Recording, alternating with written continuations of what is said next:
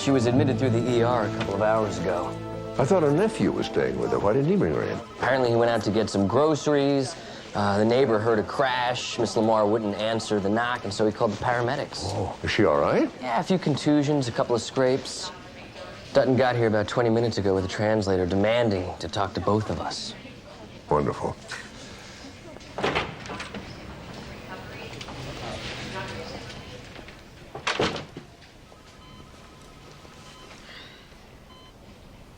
It's very simple. I'm aware that my condition is such that there is no cure, none. And I want to end it. I want to die. I want to make certain you thoroughly understand your medical condition. I know my condition. I have cancer, lung cancer, and it's spread through my system.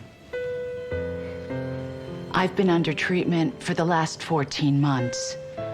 Radiation, chemo, all of it. Are you aware there are other procedures we can try? I know that. But that'll only delay the inevitable for what, just a few more months of pain? And I want no part of it. Dr. Sloan is just trying to help. We like having you around. You're very sweet, but I don't want to hear anymore. I intend not to eat any longer, and I will not allow anyone to supply me with fluids. I want to die now.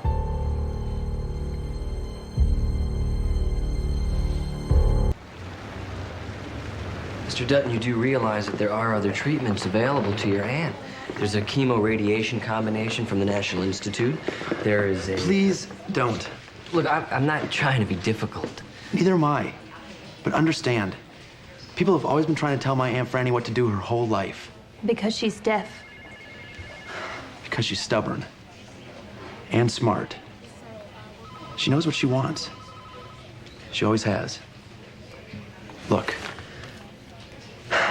This is her living will. And she's given me her power of attorney. She also wants a do not resuscitate order on her chart. Mr. Dutton, Dr. Travis is trying to tell you the other things we can do for your aunt. She doesn't want anything except to be left alone to die her way. But if there's something else... Look, Mark, I'm with you on this medically, but a living will does take precedent. And so does DNR. All we can do is follow the patient's instructions. I hope you realize what you're doing.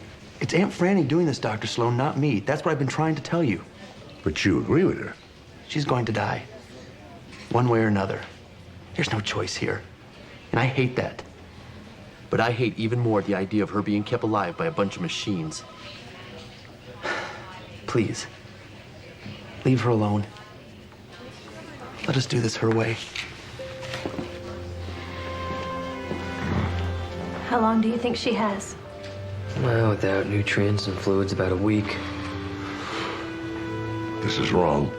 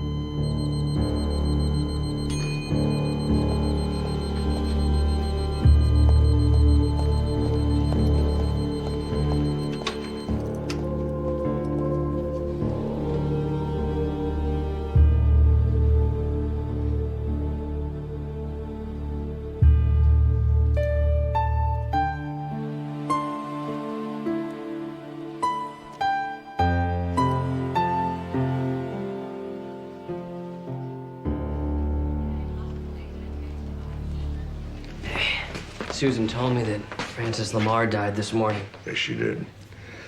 Dehydration and cachexia as a result of end-stage lung cancer, just like she wanted it. Took her 4 days to die. Well, we had no choice legally. But with that new radiation and chemo schedule, we could have had a chance. A very slim chance, you know that. And it is what she wanted. God, I just hate giving up without a fight. But it wasn't our fight. The fight was hers. No, I know we had to honor that, but I don't have to like it. Dr. Travis? Hi, I just heard about what happened. I'm sorry, I don't... Your patient, Francis Lamar, I just want to congratulate you on handling it in such a sensible way, even though I'm sure that was very hard on you. Excuse me. Who was that? It's Kate DeLiebe. She's the new attending. I don't know that much about her. She knows about you. Let's see, Frank. You had your checkup just last week. All your medications updated. Your next appointment's Friday the 14th. You're 3 days early. Is there something you wanted me to do for you? Look, Dr. Sloan, I'm a very tough man. At least, I was. CEO of my own corporation until I got hit with this Lou Gehrig's disease. And I wasn't even a Yankee fan. I know, Frank. Whenever I had to make a tough decision in business, I always did my own research. I did this time, too. Looked it up in dozens of reference books. Amyotrophic lateral sclerosis. I know exactly what stage I'm at, where it's going. I'm gonna lose all muscle, which I don't have much of now anyway. But then I lose speech. And then increasing pain until finally I strangle to death on my own spit. Am I wrong, Doctor? Am I?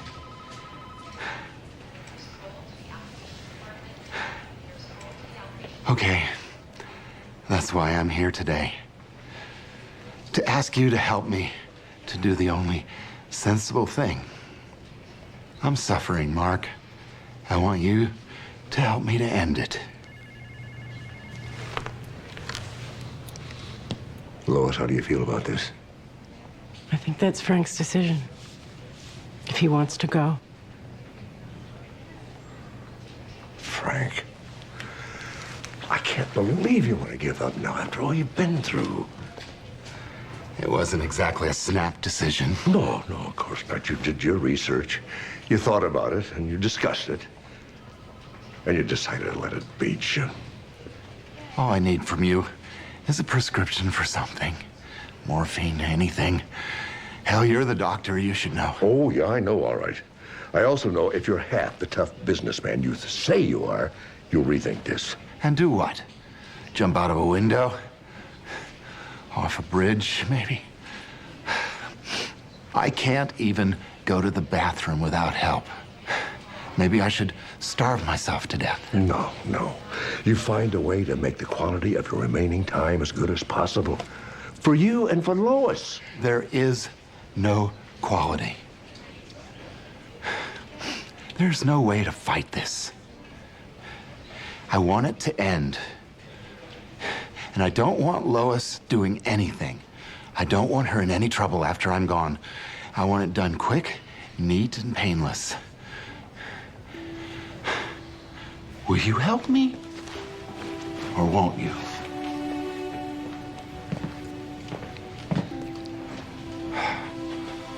All right. I'll find someone who will.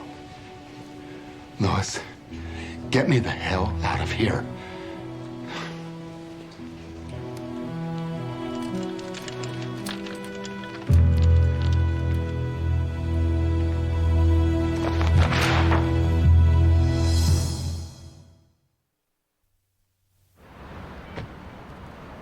You sent for me, Mr. Lomax? Harold, please, call me Harold. You sent for me, Harold. You are a very senior staff member. Very senior. Is this about my retirement? Retirement? Oh, no, thank God, Mark. Do you know anything about a new attending physician, Kate DeLiebe? Not really, no. I've got some very disturbing material here. About her? From Oklahoma. Seems she was involved in one of those assisted suicide cases. In Oklahoma? didn't get the sort of publicity that these cases usually pile up, but, you know, I've got it here somewhere. The district attorney in Enid came close to an indictment on manslaughter or something, but then they sort of dropped the whole thing because of the history of indictments and trials like that. And, well, it's just our luck she turns up at Community General. Well, didn't you or your staff look into her professional record, her vita? I'm looking into that, but that's not one of the questions we routinely ask. Have you ever been indicted for manslaughter? This is all we need with the endowment drive coming up. A Community General doctor on the 7 o'clock news for murder. Well, you said she'd never been indicted. I know. Mark, you were on the sidelines with that deaf woman that starved herself to death, but this is different. Believe me. Well, what do you want me to do, Harold? Well, the hell of it is, we can't just dismiss this Dr. DeLeeb without some reasonable cause. That would backfire. Mark, I want you to sort of keep your eyes and your ears open. God forbid anything should happen.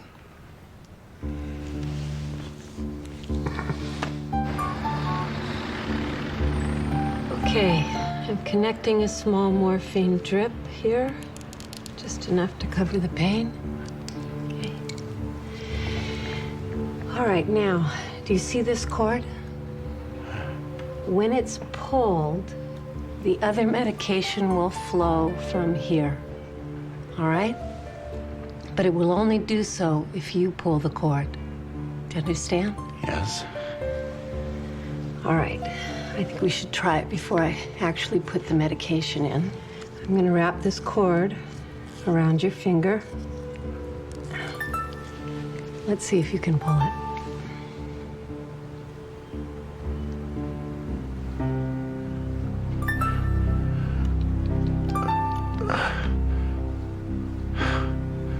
Very good.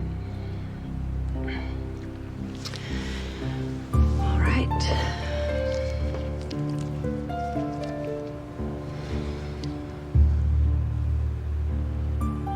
Now, Frank, nothing will happen unless you want it to. Unless you pull that cord. Do you understand? Yes.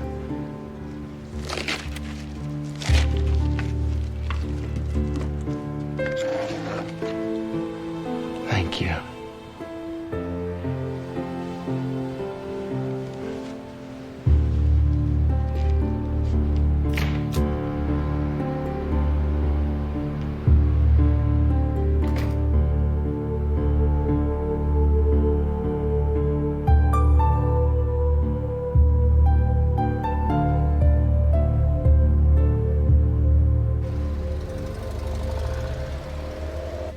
Frank Dugan was a patient here at Community General. He had advanced Lou Gehrig's disease, and he was a patient of your father's. I assume you notified Dad. Yeah, right after I paged you. What about a preliminary autopsy? I ordered a full tox screen. So far, I found morphine in his system. An overdose? Doesn't look like it. I found a sedative and a long-acting muscle relaxant. If the dosages were high enough, it was probably that mixture that killed him. I'll have the vial and the tubing we found sent over so you can check it out. Is that him? Mm-hmm.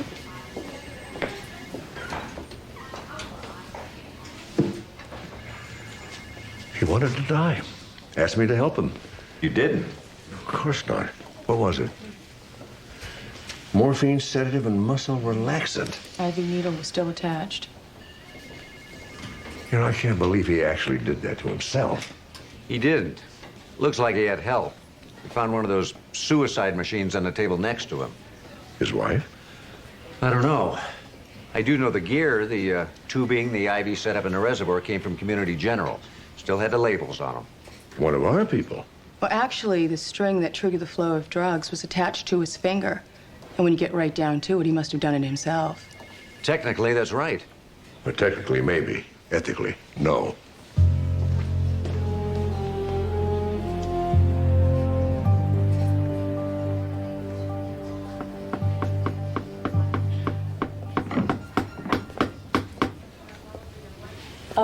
Oh, Dr. Sloan, if you hear about the pounding, I'm almost done. This is my last... Frank Dugan was my patient. Until he came to me. And you killed him. I was nowhere near Frank Dugan when he died. He couldn't possibly have had access to the tubes or the needles, much less the medication. You set up that equipment. You're responsible for his death. It's not really much of an office, is it? But then it's not really what happens in our offices that counts. It's what happens in our treatment rooms. It's what happens in our wards. Our dingy motels. Death can only occur in the pristine confines of a hospital. No, of course not, but it could have happened in a home or a hospice. Or here, with all those things beeping and flashing, and an entire staff dedicated to keeping an organism alive that all common sense says is dead. How is that more dignified than what Frank Dugan chose? You're condemning the entire medical profession. Not at all. I am just condemning that part of it that's taken control of our own deaths away from us. Frank Dugan wanted that control back. He came to you, he asked for help. You refused, so... I didn't think he was in the right state of mind to make that kind of decision. What kind of frame of mind would you have wanted him to be in? You see, you have wanted him. That's control. Frank Dugan wanted to commit suicide. I have it on tape in his own voice. So you caused him to die?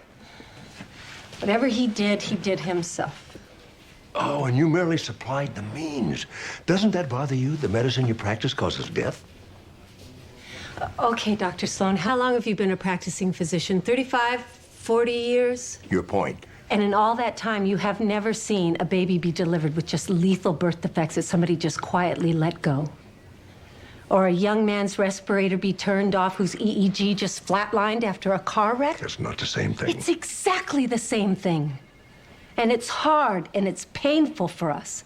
And it's simple and it's painless for them.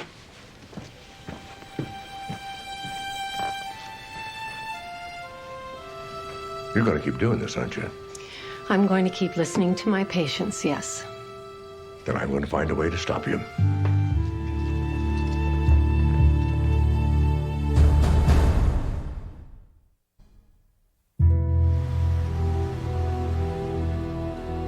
Have a seat.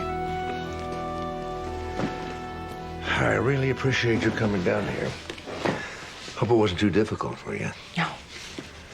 I am so sorry about what happened to Frank. I really cared about him, about both of you. Hope you know that. I know, Mark. I'm sorry, too. Sorry about the way he acted. Angry. It's that Lou Gehrig's disease. I know. He was so afraid of not being tough. I think that's why he wanted you to help him do what he did. Must have been so hard for you in that motel room, watching him get ready to die. I know when my wife had cancer. Never easy. Kind of a blur, really. Yes. It's exactly like that, kind of fuzzy. Could be very confusing, too. All that equipment and all the things that Dr. DeLeeb was setting up. The drugs. I really didn't understand. She was hastening Frank's death? No. I knew that that's what Frank wanted. What he asked you for. Only you said no. Because I wanted him to live. I wanted him to live, too. Only I wanted him to be at peace more. And so did she. Dr. DeLeeb. Well, I guess probably some help not having any regrets about what she did. Oh, Mark, I have regrets. I have regrets. I loved him. I'll always wish that it hadn't happened. That she hadn't intervened? That he hadn't gotten sick.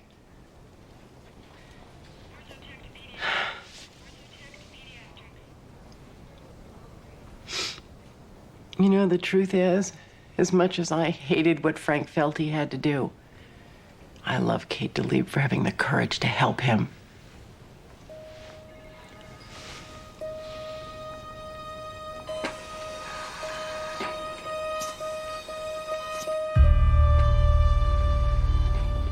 Nurse, I need your assistance. I'm an ER nurse, not ICU. You're an employee of this hospital, aren't you? Yes. Well, then when an attending physician gives an order, you carry it out, no matter what service you're on. You're not Mr. Goodman's attending. Dr. Joseph's is. Well, I got a call from his daughter this morning. She wants me to take over the case. But- And she has the power of attorney, unless you're questioning that as well. No, doctor. Good. Now, it looks like Mr. Goodman has been receiving plasmapheresis, treatment which hasn't been effective. But he's only been here 2 days. The last time his Guillain-Barré led to paralysis, it took him a while to respond, but he did. And he walked out of here. I want you to remove Mr. Goodman's plasmapheresis catheter, and I want you to prepare him for discharge. His daughter wants him to spend the rest of his time at home with her. Paralyzed. I'll have to notify Dr. Josephs. I am Mr. Goodman's physician of record. My orders are in this chart, and unless you want me to pay a little visit to the nursing administrator, I suggest you carry them out.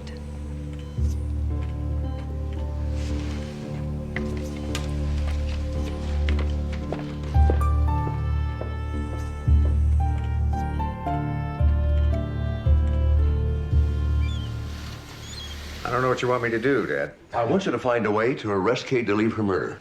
Mark, you know I had to rule that as a suicide. She supplied Frank Dugan with the materials and the means to kill himself. Now, that's got to be murder on some level. Not an illegal one. Should be. Look, the DA's keeping an eye on her. I will, too. It's a start. You know, maybe we can help. How? By keeping a close watch at that hospital. If she inquires about or approaches any seriously ill patient, we call Steve. All right, I'll discuss it with Jesse and the rest of the staff. Good. We have to stop her before she kills somebody else.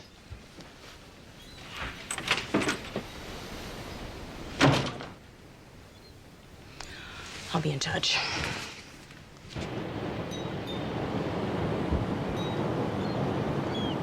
Amanda's headed back to the hospital. She'll call if anything comes up. Good.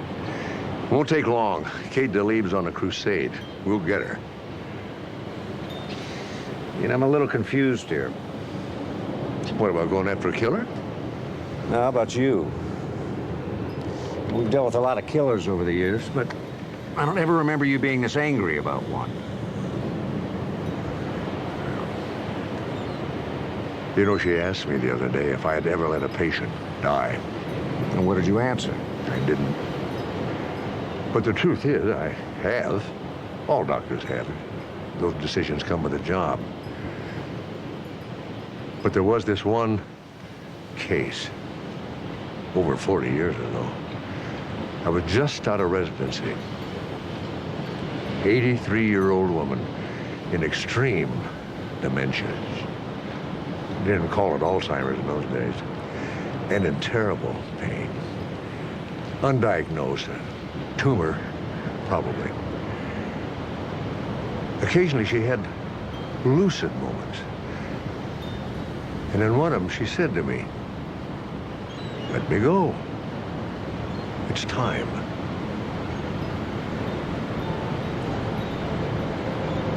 It was your great-grandmother.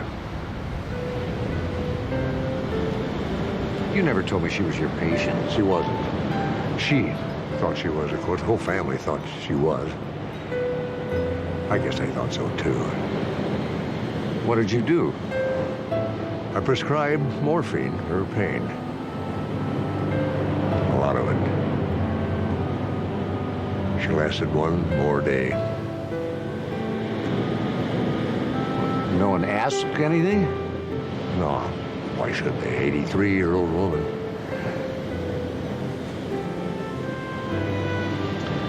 I don't believe this. You know, I think your mother guessed. Never said a word. I thought I was being a good doctor, doing what was right for a suffering patient. But the next morning when I woke up, I knew. Just a killer. Kate DeLeave's a killer, Steve. I have got to stop her. You understand?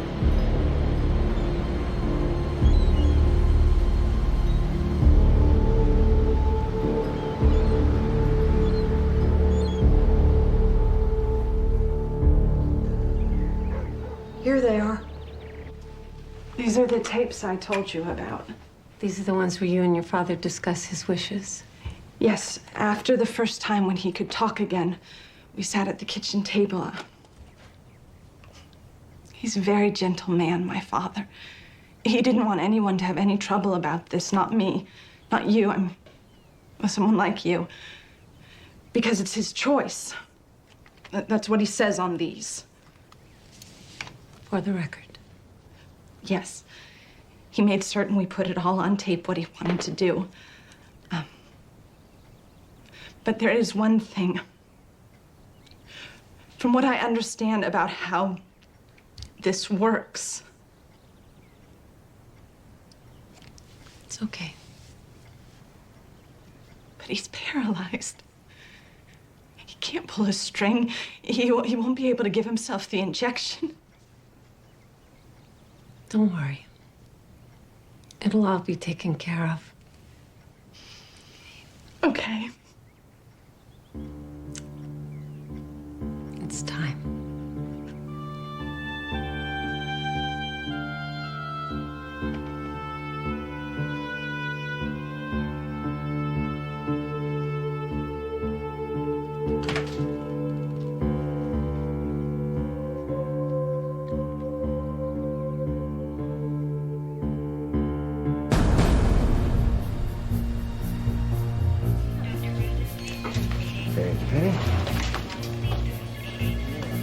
Hey, Mark. Yeah. Do you know a patient named David Goodman? Oh, yeah, the one with Guillain-Barré syndrome. Dr. Joseph's patient, right? Not anymore. What? I went in to check on him earlier. Dr. DeLeave had taken over. She had me get him ready for discharge. I've got to stop her. She already signed him out. The last time he was here, Goodman and his daughter were talking about suicide. Call Steve. Tell him what's happened. Tell him to meet us at Goodman's and tell him to hurry. David, I need to ask you one more time if this is what you really want to happen. If you want to die now. If so, blink twice. All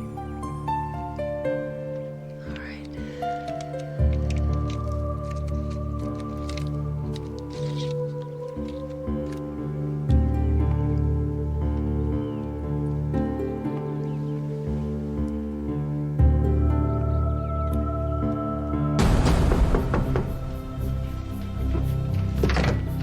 We're looking for Dr. Kate DeLeave.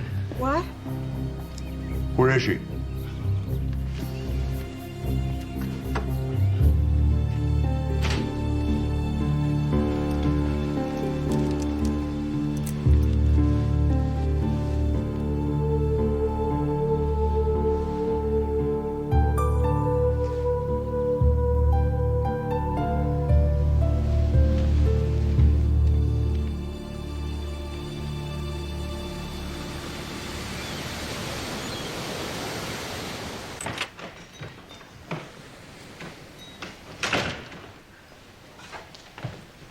Dad?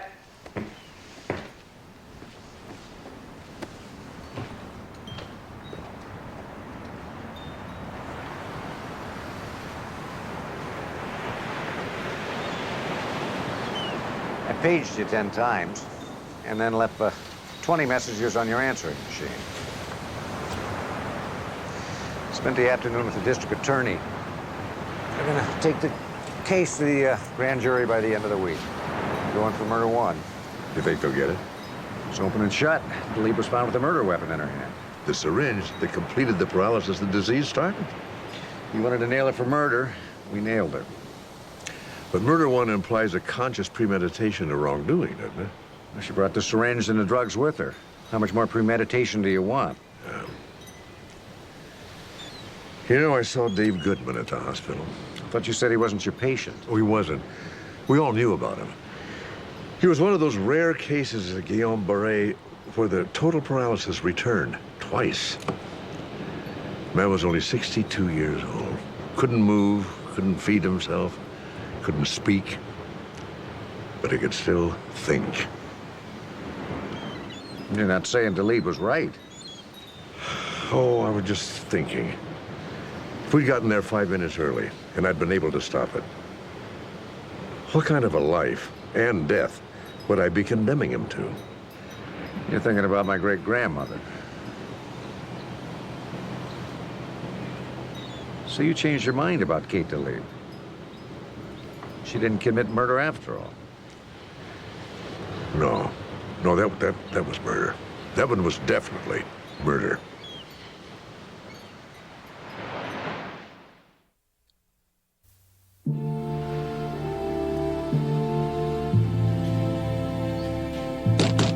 Come in. I have to appear in front of the grand jury. Well, that must make you very happy, but you appear to be angry. I don't like it when the medical profession and the legal profession get mixed up together. It confuses things. Oh, well, they've been mixed up together since the time of Aeschylus. There's always been limitations to the practice of medicine. Fortunately, now we're able to do transplants. I don't need a history lesson. And I don't need your condescension. So would you please leave my office and let me tear it down in peace? Why are you doing this? Because I feel that it's my duty as a physician to help my patients end their suffering. But why take the next step? From assisted suicide To active euthanasia? to murder. Because there are some patients that are so physically weakened they can't pull the cord themselves. But their commitment to dying is just as strong. And I'm not going to let a bunch of lawyers and outdated medical ethics stand in their way. I told my son, you're on a crusade. It's not my crusade, it's my patients. You broke the law. The law needs to be changed. I don't think this is about the law or about your patients. I think it's personal. Something happened to you somewhere in your life, and this is your way of fighting back. Oh, you mean like I had some parent who died some long-suffering death, and I don't want to see anybody else go through the same thing? Something like that? Well, it's nice psychiatry, but it's wrong. My father deserted us when I was a baby, and my mother's what they call dysfunctional. Anywhere I got there on my own. So you became a doctor so you could help other people in a way that you'd never been helped. Very good. That still doesn't explain to me how you went from helping people live to helping them die. I think that we've covered this. Oh, yes, that's right. You want to help people regain control of their lives and their deaths. Yes. I don't think so. I think you're imposing your definition of control on other people by telling them what to do when they are at their most vulnerable, when they're looking for someone, anyone, to take over for them. That is not what's happening here. You cannot control life by controlling death. It's backwards. And even if it weren't, yours is not the only way. Frances Lamar chose to let her disease take its own course. Well, that was difficult. It was painful, hard to watch. But she took control. There's dignity in that. But what you did to David Goodman wasn't dignified. It was convenient. But then I guess that's your definition of control, isn't it? Well, that's some hell of a crusade you're on, Doctor. So you would have condemned him to suffer? That's what you want for your patients? That's what you want for yourself or somebody that you love? I mean, because if that's true, then that is one hell of a crusade, Doctor.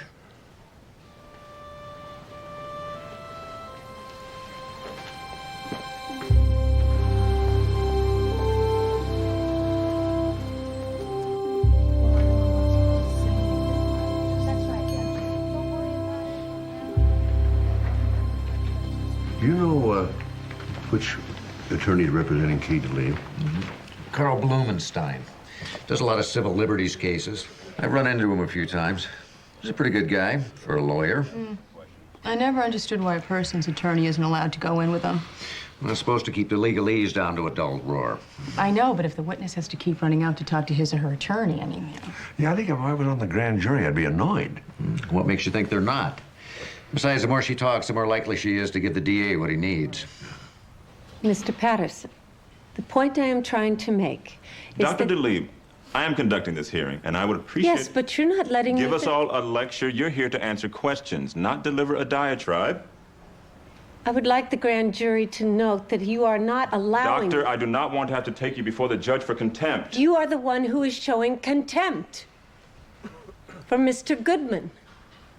All I'm trying to explain is that he expressed his desire over and over to end his suffering. Please. I have it all on tape in his own voice. And if there's any subsequent trial, your defense counsel can present all the evidence you want.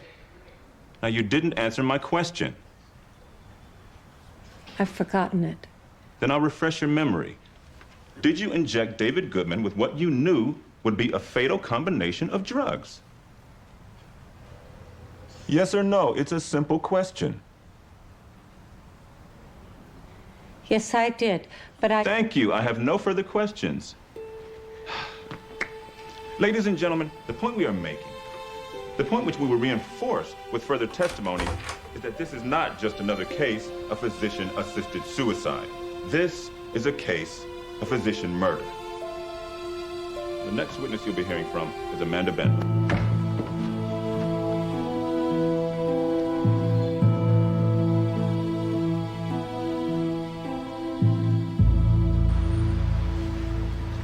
How long's Amanda been in there anyway? About 45 minutes. They're probably going over all the autopsy reports. Frank Dugan, maybe Francis Lamar. Why, what has that got to do with this? We're trying to establish a pattern. Dr. Mark Sloan? Now? You can come with me.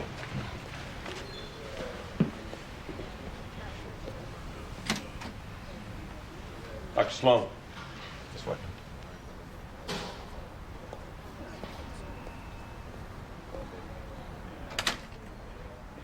So that in the case of Frank Dugan, Dr. Jalib took over your patient from you. Yes. He never told you he was changing doctors, though, did he? No, but he was very angry with me when he left.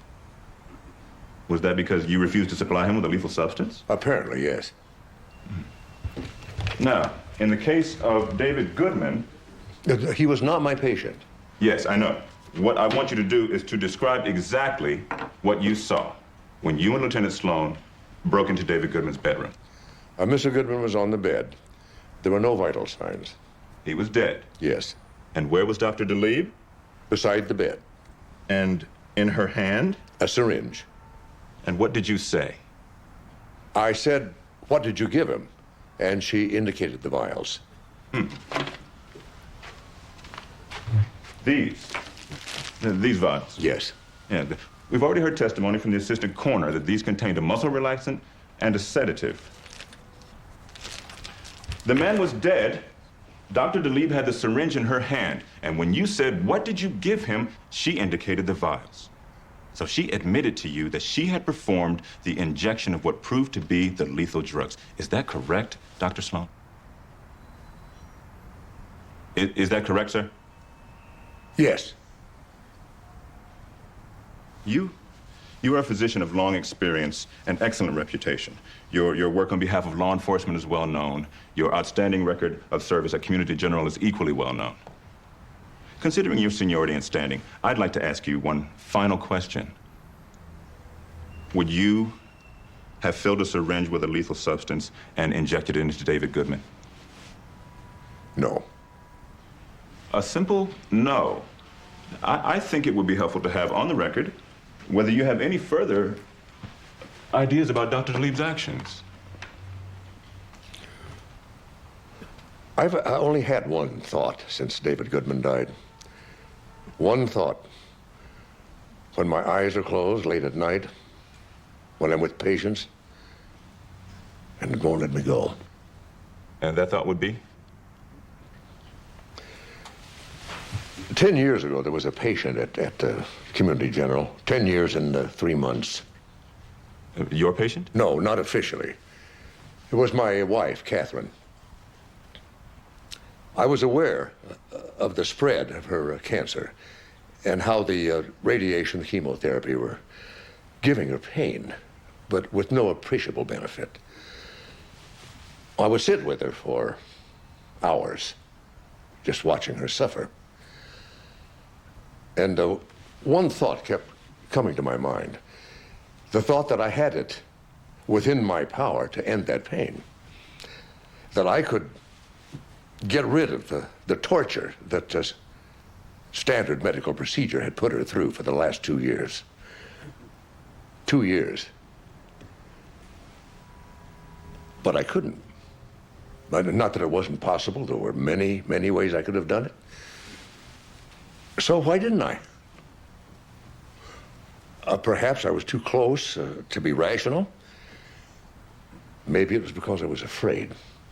Frightened by guilt, insecurity, or, God forgive me, just selfish concern for my own professional reputation. Whatever the reason, I did nothing. I sat for 3 months and watched her die in agony. As for my thought that won't let me go, it is that Kate DeLeeb may be more honest and more courageous than I am.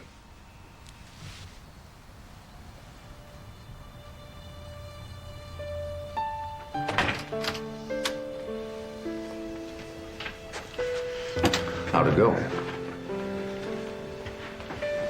You all right? Steve, there's something I have to tell you. I should have told you 10 years ago.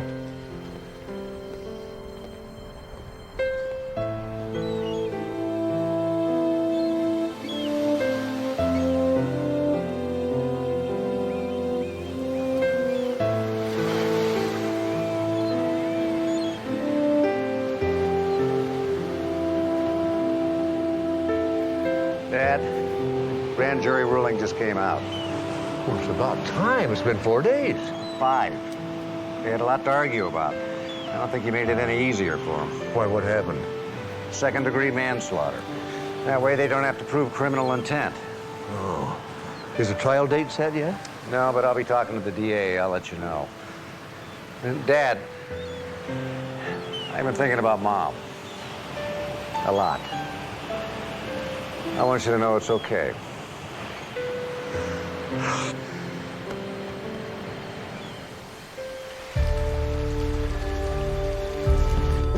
Dr. Sloan? Yeah. I forgot to turn in my badge. I'm sorry about what happened with your wife. I know the grand jury testimony is supposed to be sealed, but you know, the lawyers have a way of finding things out. Yes, they do. Something I can help you with, Doctor? I want you to be on my witness list for the trial. Why? I don't approve of what you do, and I wouldn't lie about it. Well, no, I don't want you to do that, but at least you can tell the jury that I'm honest about what I do. That you're not doing it for the publicity. I want the way we treat dying patients to change. I don't care if they cover it or not. You know, I'm not so sure that this is the way to make the changes you want. But you seem to have conflicting emotions. Yes, yes, I do. But you know that many patients who are terminally ill fall into severe depression. And it's the depression demanding the suicide, not the person. That's why I need to be so careful when I screen my patients. But it should not be left up to a single doctor. I mean, if we're going to make this step as a profession, we must have second opinions. We must have peer reviews. We must have a waiting period. That sounds like a crusade.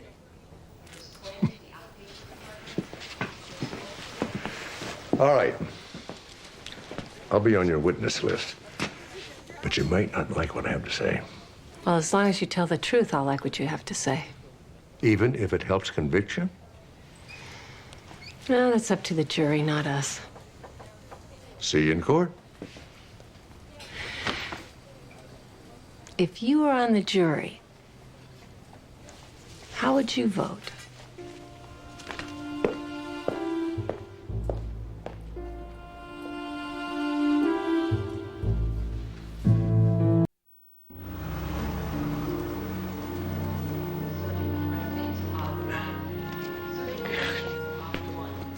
What's the matter? Don't you get no respect? Oh, that's very good, Dad, but I'm not doing Rodney Dangerfield. Could have fooled me. I feel like a Vegas lounge act. It's bad enough I gotta wear this monkey suit, but then you make me come and pick you up here and everybody can see me. You look nice. Besides, not every day your dad gets honored at an award dinner. It's a comedy roast, Dad. Big difference. What do you mean? Well, instead of the chicken getting skewered, it's gonna be you. When we got married, you promised you'd help me with my stand-up career, but you have done nothing. The truth is, being married to you has hurt me. I had a gift to make people laugh, but you never nurtured me. In fact, you squashed me. You'd give any comic who walked into your club a break, but your wife? No. Oh, no, no, no. Oh, that would look bad. I mean, in any way. How funny could Lou's wife be? Oh, no. No. If you weren't such a love machine, I'd divorce you in a minute. No, I don't know another Hollywood wife who would put up with everything that I have had to put up with. When I walk into your club, I can't stand it. Those comics, they come upon me because they know I'm going to be a good little audience. Stink, Lou, do you hear me? Stink! I could be that funny. I have to listen to all your crazy comments. Hector Road is back up all the way to the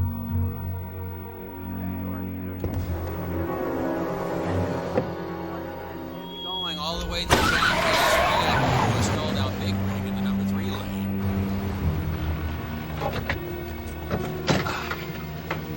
Good evening, Mr. Summers.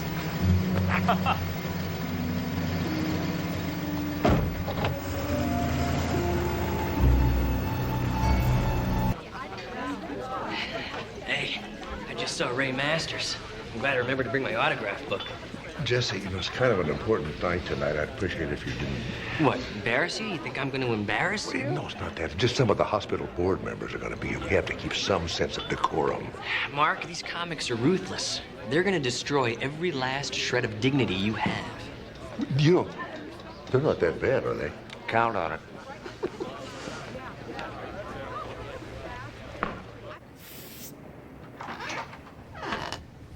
You need more moose, pretty boy?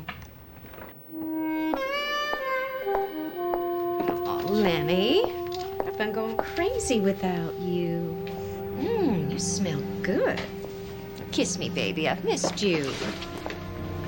I missed you too, honey bunny. Ow! What's that about? You missed me. You flew in 2 days ago and you haven't even tried to call me. I did. I tried to call. Okay, I should have called. But, you know, I've been on the road for 10 weeks, and I was afraid maybe you got back together with Andy Baxter. Andy Baxter, what, did you lose your mind while you were on the road? I hate his lying, drunken, two-timing guts.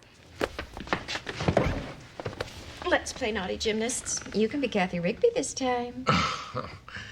Baby, can we do this a little later? Later? No, my husband's here. Not the hair. It took me half an hour to get the hair right. You're worried about your hair? Oh, Lorraine. Oh, forget it, Lenny. You missed your chance. Honey bunny. And too late.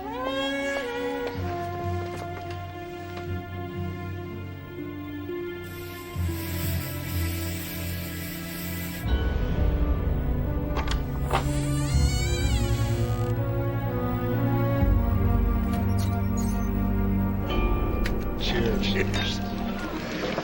I don't know how you got together such a great bunch of names tonight. I'm impressed. Is Andy Baxter coming? Not very likely. Kind of sad what happens when you get a successful movie. 300 million worldwide, and suddenly you're a big shot. Well, whether he comes or not, it's going to be a successful evening.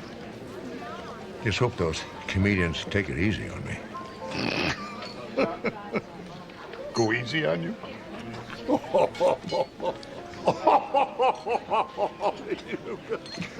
you're kidding.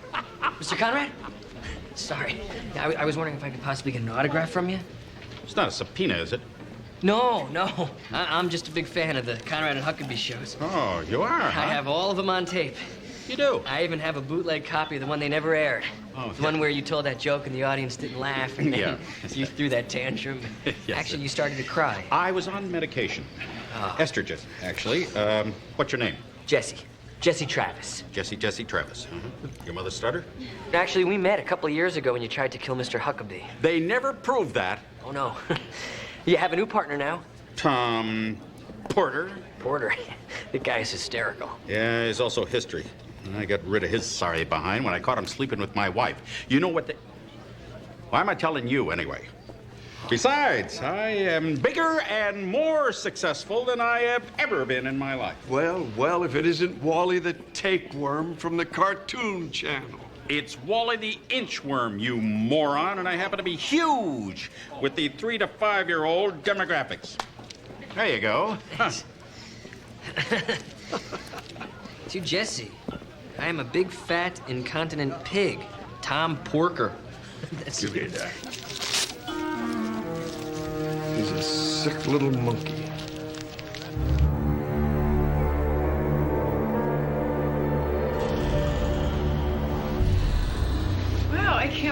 walking and talking with Jay Wilde. You know, I can't believe I'm talking to, Oh, I'm Amanda Bentley. And I loved you in Cop and Saucer. I thought your performance as a cop was so... Humorless? I wasn't going to say that. It's not your fault that Andy Baxter got all the funny lines. Well, that's because he rewrote the damn thing. What are you drinking? A gin and tonic, please. You make that too. Yeah, that's right. Oh, Andy gets all the good jokes, all the reviews, and the $1 million studio deals. To be honest, that movie pretty much destroyed my career. Really? But I'm not bitter, no. Matter of fact, I just came from LAX. Back from a terrific gig in New Mexico. What a life. Filming another movie? No, County Fair. I was a judge. Oh. Something wrong? Can't find my knife. Forget the limes, just give us the drinks.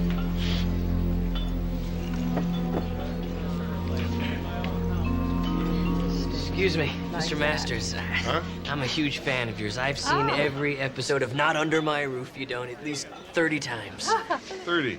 You hear that, Connie? 30 times. And I don't get a nickel for those reruns, you know? Easy, Not a easy. stinking nickel. Easy, sweetheart. Remember your blood pressure. I'm sorry, I didn't mean to upset you. Who are you? I'm Jesse Travis. I'm friends with Mark Sloan. Ah. I'm really looking forward to seeing you on the dais tonight. The day. You hear that, Connie? The day is. Sweetheart, take your nitroglycerin. Never mind please. that. I'm the only legend in the joint. That's I true. should be the roast master You here. should, and not Lou Summers. Damn right. The only thing funny about Lou Summers is his tooth. Looks like a Shih Tzu crawled up on his head and died there. Oh, sweetheart, please, please don't do this to yourself. Oh, poor Ray. He always takes everything so personally. But when you think of all the underhanded things that Lou Summers has done to my darling husband over the years, stealing his jokes, using Ray's name to get better tables in restaurants, and claiming that he discovered Bill Cosby. Oh, I swear, there are times when I could just strangle that son of a... Connie, now, don't go there tonight. Oh, I'm sorry. We'll work it out in therapy in the morning. All right, sweetheart. Good, dear. Thank you. Can I get an autograph? Yeah, sure, kid. Nice that young people still remember the old man, huh? Oh. That'll be $35. $45 if you want it personalized.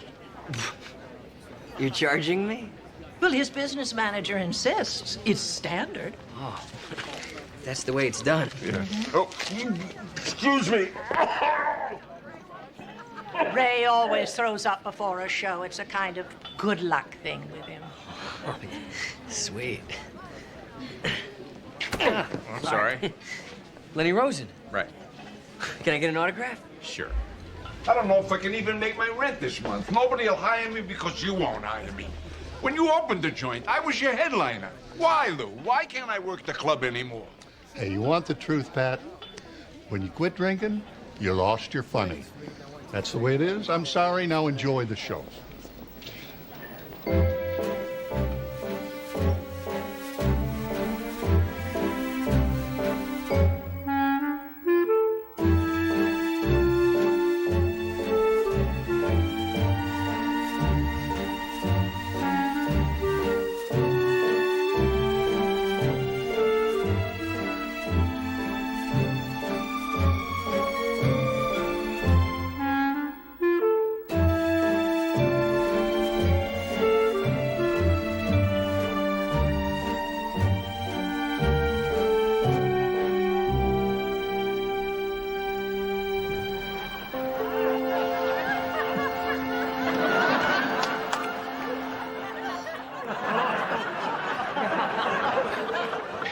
Dr. Sloan is so exclusive, he doesn't even make hospital calls. I trust Dr. Sloan. If he treats you for a broken arm, you can be sure that's what you're gonna die from. Dr. Sloan told me I needed gallbladder surgery. I said, hey, that's pretty serious. Should I get a second opinion? He said, sure, if you want, come back tomorrow. I told Dr. Sloan, I've got this ringing in my ears. He said, don't answer it. I wasn't feeling well, and Dr. Sloan said, well, you've got 6 months. And I said, I can't afford to pay the bill. He said, I'll give you another 6 months. But I gotta tell you, I've been to some parties with this guy, and believe me, when it comes to the ladies, he's a real Don Juan. The ladies don't want nothing to do with him. That's Oh, we love you, Doc. Very funny, Ray, very funny. I think I almost heard a guy applauding back there. No, he was just slapping his face to stay awake. Well, as roast master, it is a pleasure to honor Mark Sloan, Joker's Club Man of the Year.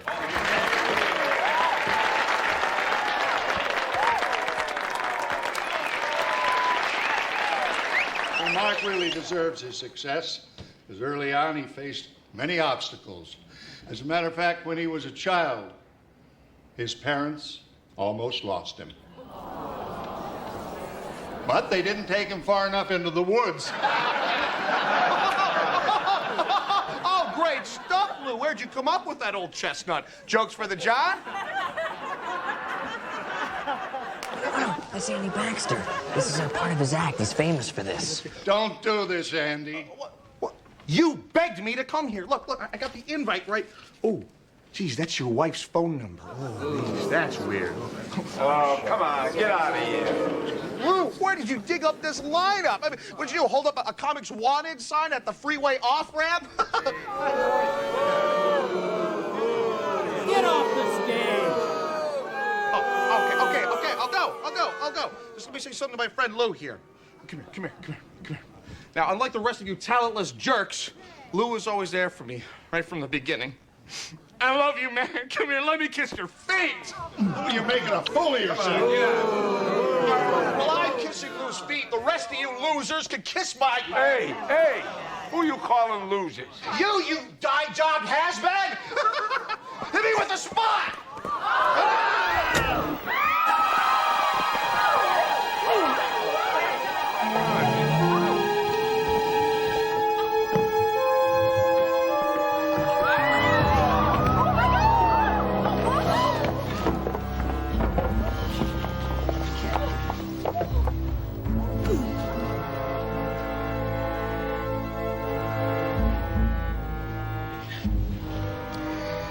He's dead.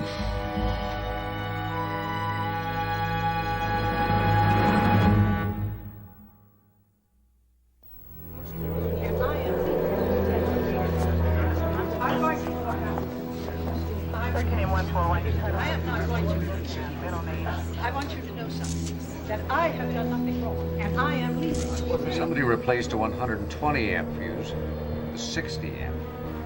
So when the spotlight was turned on, the whole system shorted out.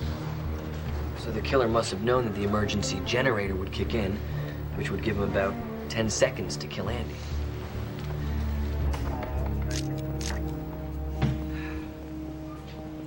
Look, everybody else left. Why are we the only ones who have to stay? Well, because it was dark, they couldn't see, and you were the only ones in the room close enough to stab Andy Baxter. Not me. I wasn't even sitting on the dais. Well, you were up there when the lights went out. Well, I wasn't. I never left my seat, which, by the way, was very uncomfortable. All right, Mrs. Summers, why don't you give your statement to that detective over there? I can solve your crime in 5 minutes. There's your murderer. He tried to kill his other ex-partner before, remember? If anybody's a killer, it's Porter. Look at those eyes. Cold and dead. Just like the lower half of his body. Oh. Boy. You know, no one seems to care too much that Andy Baxter's been killed. Jealousy. Every comic hates to see another comic's success. Oh. It's in our blood. We can't help it. Not in mine. Personally, I didn't like Andy. But I got a pretty happening career, so I didn't hate him either. You can't say the same for the rest of these guys. My Ray is never jealous. He just doesn't like a liar. Andy lied to him? Oh, yeah. He promised me a big part in his next picture, and then later he said he never said it in the first place. So he got stabbed in the back. In my book, that's poetic justice. Listen, I'd really love to stay, but I can't. I've got a midnight show at the Comedy Corner, and it's a really important gig. Well, no one's going anywhere, so just sit down. Okay, then. You didn't have anything to do with this, did you? I've done some stupid things in my life. The county fair was probably one of them. But I've never killed anybody. I spoke with the bartender. He said his knife disappeared earlier this evening. It was there when I was at the bar. Well, come to think of it, it wasn't there when we got our drinks. Any prints on the knife? It's just the bartenders. Forensics dusted the handle. I found this right beside the body. He probably used it to hold the knife. I'll bag it. Mark, you gotta help me. Dudley Do-Right here doesn't want me to go to the little boy's room, and I keep telling him there is no exit backstage. Everyone has to stay in the main room until they've all been cleared of suspicion. Oh, Lou can't wait that long. He has the bladder the size of a thimble. Oh, good, Liz. Tell the world, why don't you? Officer, he won't be going anywhere. Go ahead, Lou. I'll vouch for your bladder. Thank you. Thank you. Lou! Listen, Lou. Yeah, I gotta go. I gotta Not tell now. you something. Not Lou. now. You tell a comic he's not funny. Right. No, Lou, it's like telling him he's not a man. I know. And I still got it, Lou. Yeah. I'm funny. I'm I'm funny. Listen. Not now. Listen. I really got it. Listen, 3 dogs are in the Three pound, dogs, see? though, right. Okay, so the first dog says to the second dog. Second dog. How long you in for? How long you in for? And the second dog says, Ray, come here. Good joke. You tell him the joke. Go this. Lou, what joke? Okay, 3 dogs are in a pound. Yeah.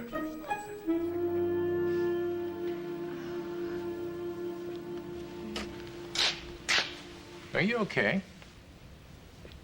Yeah, I guess so. It'll take some time. I know. It's hard to believe Andy's gone. Oh, I meant it'll take some time to break these shoes in. They're killing me. But they're so cute, aren't they? Here. Let me do that. Oh, that's good. Oh, that's good. That's great. You know, a funny thing just happened. I called the Comedy Corner, and they said they don't have a midnight show tonight. As a matter of fact, they've never had midnight shows. Huh. That is funny. I must have been thinking of the Comedy Castle. Or the Comedy Cupboard. Yeah, could be. Could be. Oh, all right. I didn't have a midnight gig. I just wanted to get out of here. I mean, it's creepy. Dead people and all. Yuck.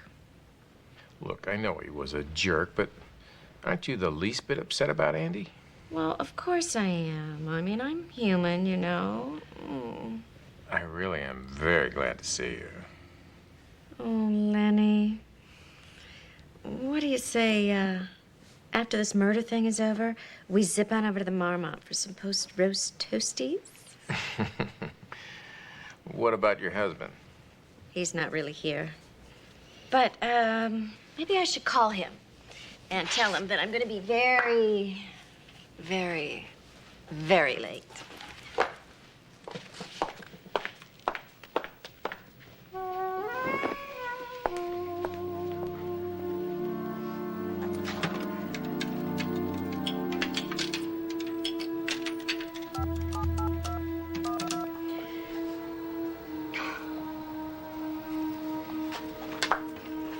Hey, things didn't go exactly as planned.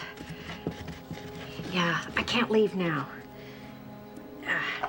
There's something that I gotta do first.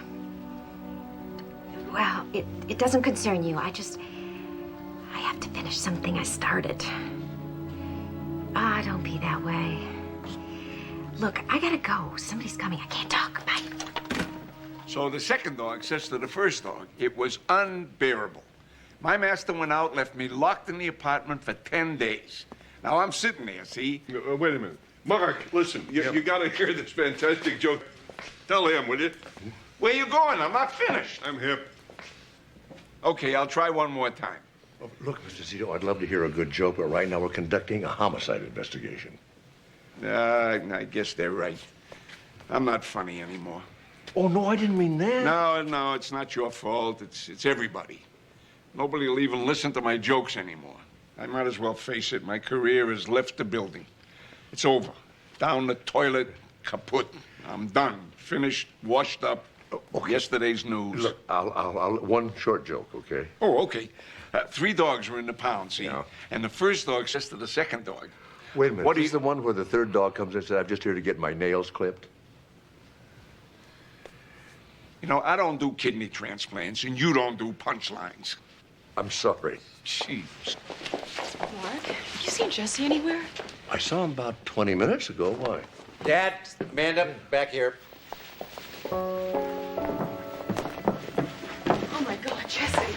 What happened? I don't know. I found him like this. Somebody must have clubbed him from behind. Okay, look into my eyes. Well, it looks like he could have suffered a slight concussion. I'll keep an eye on him. But who would have done something like this? Probably the same person that did this.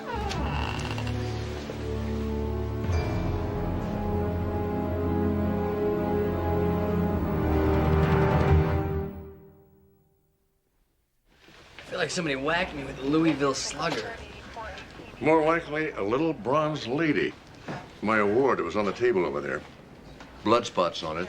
Whoever hit you with it must have killed Lou. Why can't they just give you a certificate? What happened? I'm sorry, you gentlemen will have to stay in the main room. This is a murder scene. Well, so's the main room. There's 2 killers running amok around this joint. You know, I don't think so. 2 murders? It's not likely. Isn't it more likely that the first murder was a mistake? You mean the killer wasn't out to get Andy Baxter? Well, think about it. Nobody knew that Andy was going to be here for sure tonight. He was standing right in front of Lou just before he was stabbed. The killer must have been so desperate to get rid of Lou that after that first mistake, he just kept trying. I think we're dealing with one murderer here. Oh, I can't believe I'm never going to see him again or hold him. He left the house before I did, and I never got to kiss him goodbye. You two came in separate cars? We had to. He told me he was going to meet someone after the roast, but he didn't say who. This dear. Now, oh, Ray and I are going to miss him terribly. Terribly. And you know, we even named our little puppy after him. Oh, the Shih Tzu. Yes, yes. Oh. Steve, there's a reporter waiting for you. Oh, tell him to wait outside until I'm ready to give a statement, would you? First of all, he's a she, and she said she had some information that might be pertinent to the investigation. She's backstage.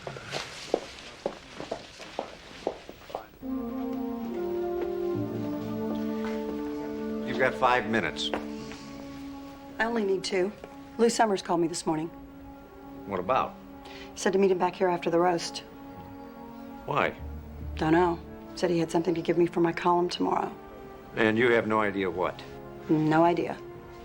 Marin Briggs. Lieutenant Sloan? Lieutenant. Unusual first name. It's Steve. I know.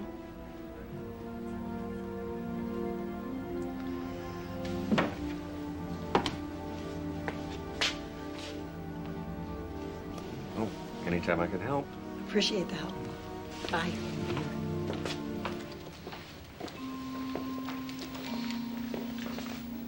Pretty girl.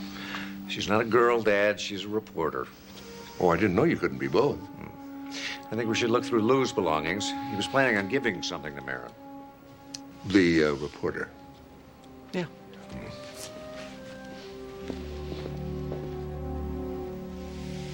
Oh, Lou always had such beautiful hair. Oh. Liz, I know this is a little difficult for you, but it's important. We'd like for you to go through all these things and tell us if there's anything he would not ordinarily carry, Okay. or if there's anything missing. Wait, let's see. Well, all of his credit cards are here, and his driver's license and his senior citizen's discount card. And oh, there's a picture of us at our son's wedding.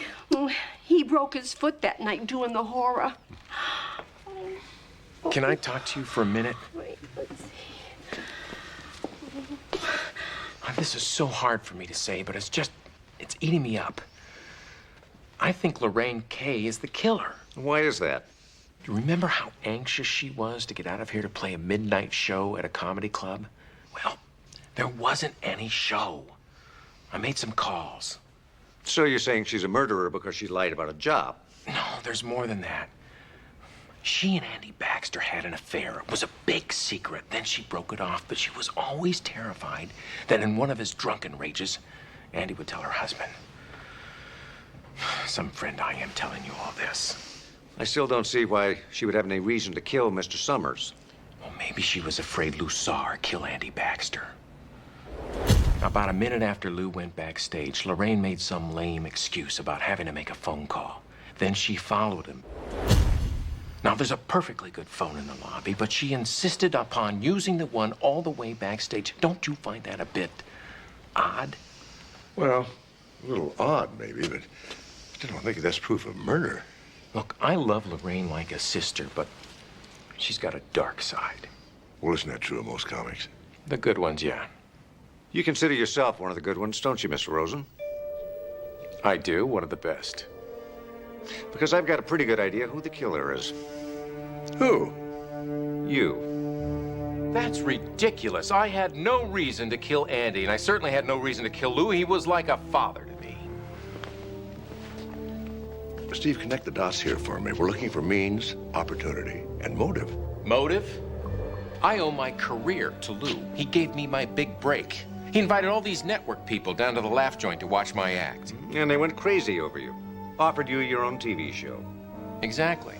So, what's my motive for killing him? Extreme gratitude? I still don't see the dots connecting. Lou gave Lenny the idea of setting a show in a comedy club. As a matter of fact, he named the owner of the club Lou. I didn't know you were such a TV trivia buff. I just talked to a reporter that remembers the story very well. Lou thought Lenny was ripping him off. The show sold into syndication for millions, and Lou figured he was entitled to a piece of it. Everybody knew I wasn't happy when Lou sued me. But what your reporter neglected to tell you was the case was settled out of court. Not only was Lou compensated, he got a co-created by screen credit, and that was because I insisted on it. So, I guess you can kiss your motive bye-bye. The angle of incidence for both the blow to the back of the head and the stab wound went from right to left, which tells me that the killer was probably right-handed, but Mr. Rosen's left-handed. I saw him give an autograph to Jesse. I think you owe me an apology. Lieutenant, Dr. Travis is looking for you.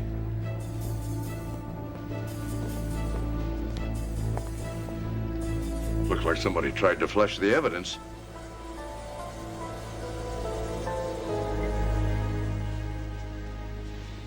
Anything look familiar there, Liz? Not really. Is it a girl? Well, I think it's more than one girl. There's a blonde, there's a brunette, and then there's someone in their darker skin. I just don't know. Do you remember if there was a picture in there? Oh, yes. Oh, Lou always carried around pictures of our 3 granddaughters. Oh, Molly's picture is missing. Does Molly look like any of these? Well, Molly has dark brown hair, so it's not the blonde. And she wouldn't be caught dead wearing bangs. And this just isn't her nose. It's much too broad. I really thought we had something here. I'm sorry, Liz. Wait, let me take a look at this again. Lou's picture of Molly. That was when she was 14 years old, before she had her nose job. Oh, yes, it was her sweet 16 present.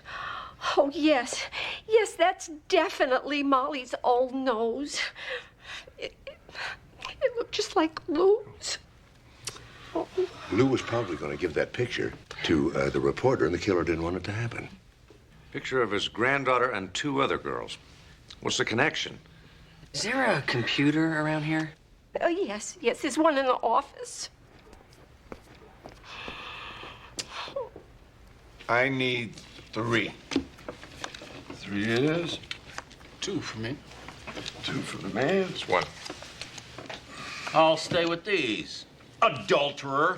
That does it. I refuse to let you spread vicious rumors about me. Are you denying it? Yes, I never slept with your wife. I walked in on you. Well, I mean, I slept with her, but I never slept with her. Okay. Come on. Let's get it on. Come on. Man to man. Let's go. Tim, Come on. the 2 of us fell asleep on the sofa after an exhausting game of pinochle. Yeah, that's your story. Well, that's the true story. Believe me, I would remember. I mean, that Mitzi, wow, we. All right, that's it. Boys. 2 murders is enough for one night, don't you think? Sit down.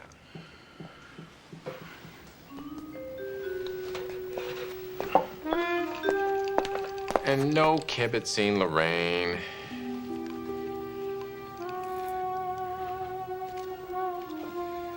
Okay, I'm gonna open with $2. What's he doing? Well, either he's figuring out who the murderer is or he's lost his cufflink again.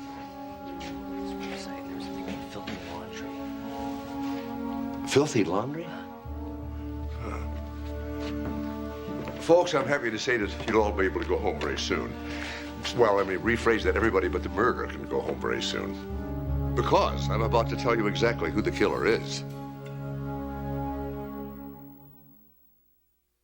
All right, everyone, what we're going to do is play a little version of musical chairs here.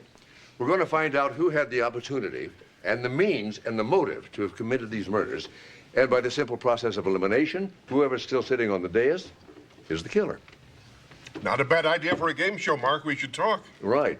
We'll talk about it later, Ray. Okay, I think we'll start with Mr. Wild. Now, Jay flew in from New Mexico tonight, and he came directly from the airport. And he entered the club with my friend Amanda Bentley. Now, in order to commit the murder, someone had to change that fuse so that the spotlight would blow. Mr. Wild was never out of the sight of Amanda, so he would never have been alone long enough to change that fuse. So I can step down now? Be my guest, Jay. Thank you. Okay, now we come to Mr. Masters. Now, Ray was in the room while that knife was still on the bar there, but then he went to the bathroom, and he didn't come back until just before the roast started. Never went near the bar again. I always knew throwing up would bring me good luck. I'm out of here. Due to the angle of the knife wound and the blow to the head, we believe that the killer was right-handed. Now, I know that Lenny Rosen is left-handed, and so is Tom Porter. Saw Tom dealing cards a little earlier. All right, so we come now down to Mr. Pat Zito. Pat was in the room when that knife was still on the bar. But he was approaching the stage just as the lights went out. I'm innocent. I agree with you. You didn't do it, Pat. Because from the time Lou went to the bathroom right up to the moment he was murdered, there you were, Pat, standing out there trying to get someone, anyone, to listen to your joke. It doesn't help when people step on your punchline. I'm sorry about that, Pat. You may have murdered a lot of jokes in your time, but you never killed anybody. Yeah, low blow, Sloan. I gotta hit the jar, and that chicken's not sitting well. All right, that narrows it down to Mr. Tim Conrad and Miss Lorraine Kay. When the lights went out, Tim jumped up from his chair. They said he was trying to get away from Andy Baxter. He never tells the truth. Look at his driver's license. It says he's 6'1". Tonight, he wasn't lying. Look at this blueberry stain on his shirt there. He never washes his clothes. That stain is probably there from laughing. No, this is a little more recent. Tonight, as a matter of fact. When he jumped up, he ran into a dessert cart and knocked a plate of blueberry pie onto the floor. And he was headed that direction, off stage.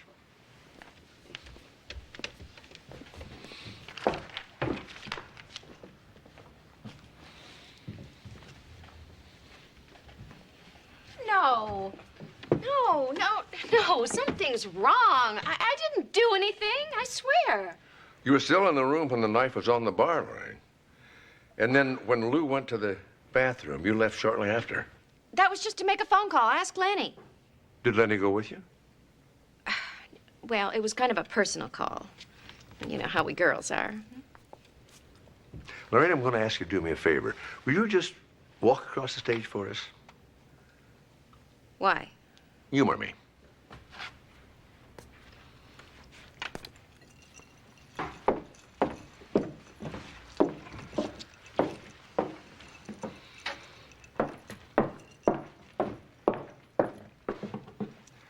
Jesse, did you hear any clicking like that just before you were knocked out? No.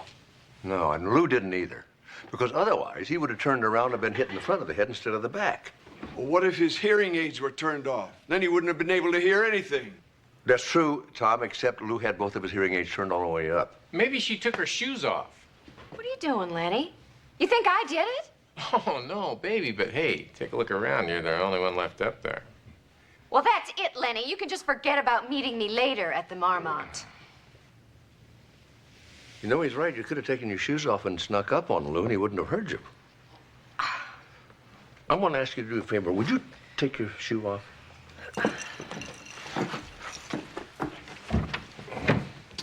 Thank you. Can I see the sole of your foot?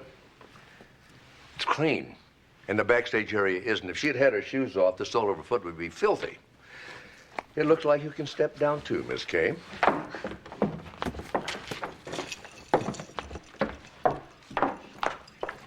Dad, what just happened here?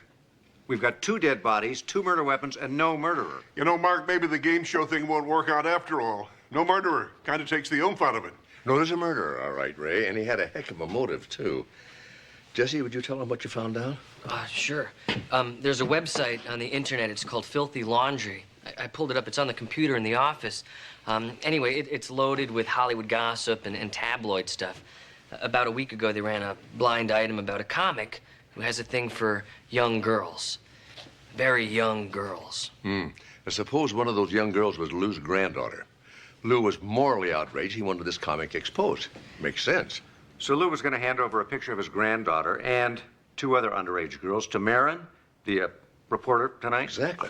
Now, the killer got wind of this, and he was going to make sure that that did not happen. So he changed the fuse in the fuse box so that when the spot went on, the lights would go out. He'd have about 10 seconds to stab Lou.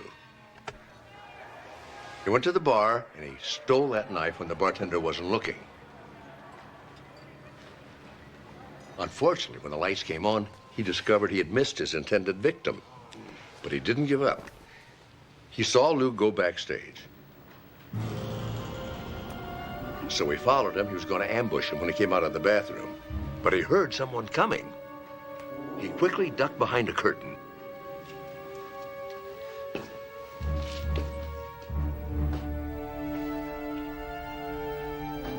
Then knocked Jesse out. After he bludgeoned Lou, casually walked right back here into the main room. You know, this is such a wonderful old place. So many gifted, talented people walk through those doors. Dad, are you okay? Yeah, fine. Look at that ceiling. You simply don't see crown molding like that anymore.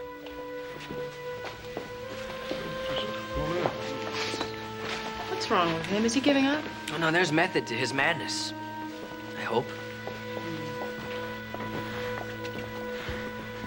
Look at that. Laurel and Hardy fooling around with Harold Lloyd. Dad, you've had a rough night. You want me to take you home? I said I'm fine, son. Trust me. Believe it or not, I think the dots are starting to connect. I remember noticing this picture when we came in. It's a shot of the Jokers Club celebrity softball game of 1998. Oh, don't remind me. We lost 28-2. Yeah, tough game. Those strippers had an awesome infield. What interested me was the catcher here. He's got his mitt on his left hand, which means he's right-handed, not left-handed, like he said he was. You find that interesting, Mr. Rosen? What are you getting at? Nice catch.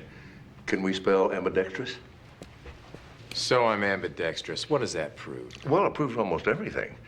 You know, only a handful of people here could have possibly committed the crime, and they've all been eliminated. You were only eliminated because you said you were left-handed. As it turns out, you're not. You're right-handed. And that narrows the list down to just one, Lenny, and it's you. Wait, I can explain this. It's... I broke a date to go to the Marmont with you. Do you know who I made that phone call to? David Letterman. That's right. Big Dave. He's in town, and he was dying to see me. And I blew him off just to be with you? I hate you, Lenny. And I hate your hair. Cuff him and get him out of here. Let's go. Well, you scared me there for a minute, but I gotta hand it to you. You solved it. Well, no, actually, you did. You said it was Lenny. I just filled in the details. Like the motive and how he did it? Well, lucky hunch.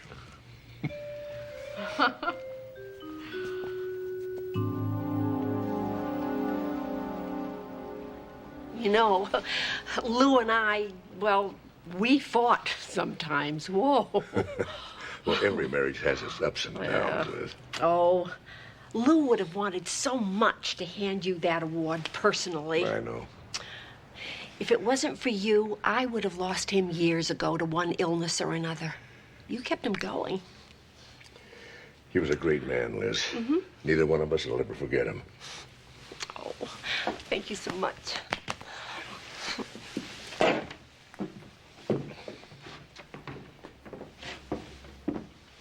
Sorry, Dad. Exhibit A. I'll clean it up and give it back to you after the trial. Yeah, okay. Would have been nice to hold it for a second.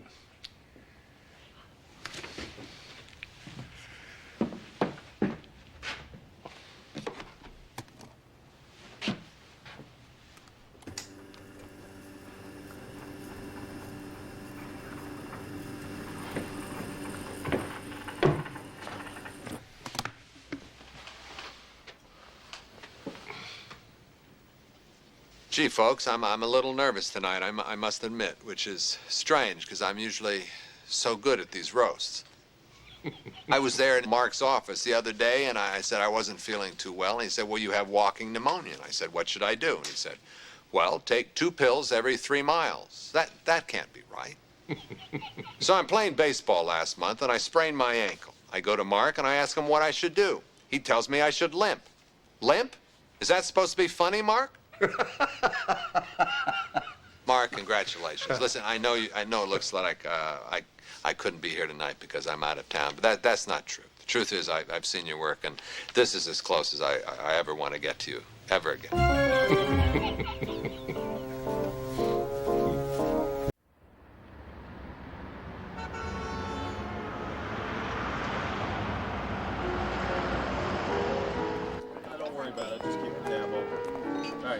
I'm at the hotel now, Mr. Yamaguchi, and I can assure you that all the arrangements have been made. Yes, we'll see that their every desire is satisfied during their stay. Arigato. Excuse me. Hi. Could I borrow a phone, please? Use mine. Oh, thank you very much. Oh, who do I call? You need a phone, but you don't know who to call. I just drove all the way from Ogden, Utah. I have a very big audition tomorrow. I know it sounds silly, but I want to be a model. Doesn't sound silly at all. You have all the right qualifications. Not if I don't get there. My car is stuck outside with a flat tire. I can't change it, and I don't belong to an auto club, so who do I call? No one. I'll change it. Really? You don't mind? Show me the way. Thank you.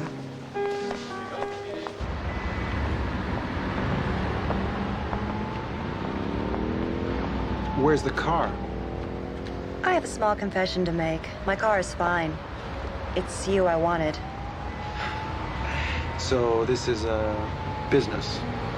You could say that. Well, well.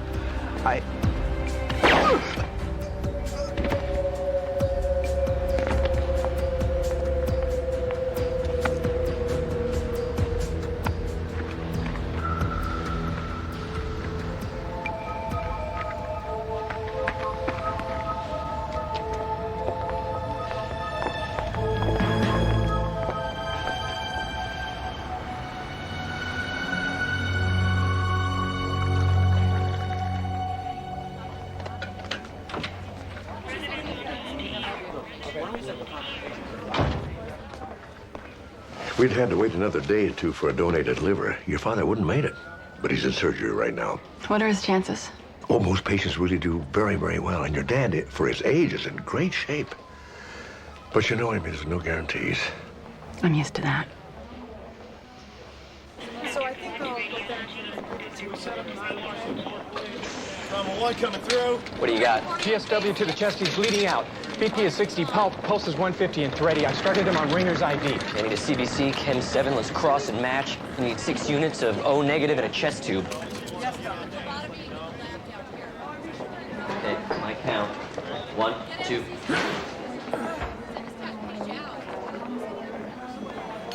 Blood bank, send it down. 1,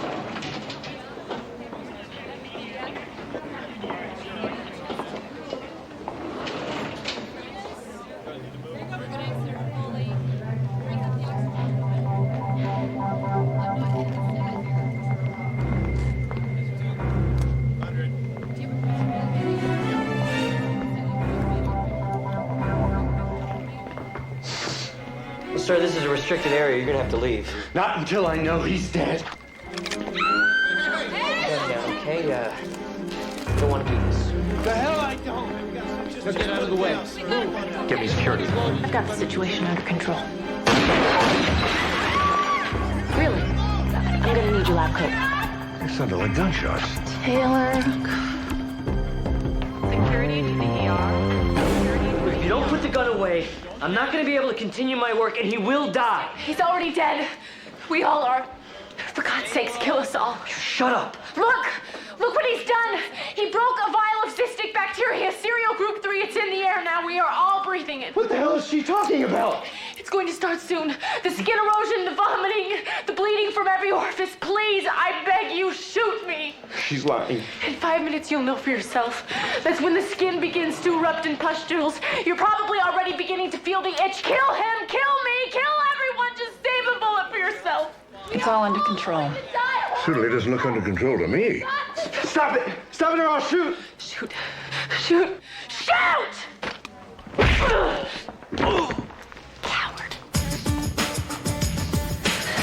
You're insane. You're welcome.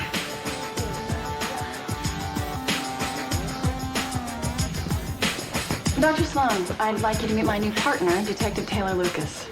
Nice hospital you have here. Chip?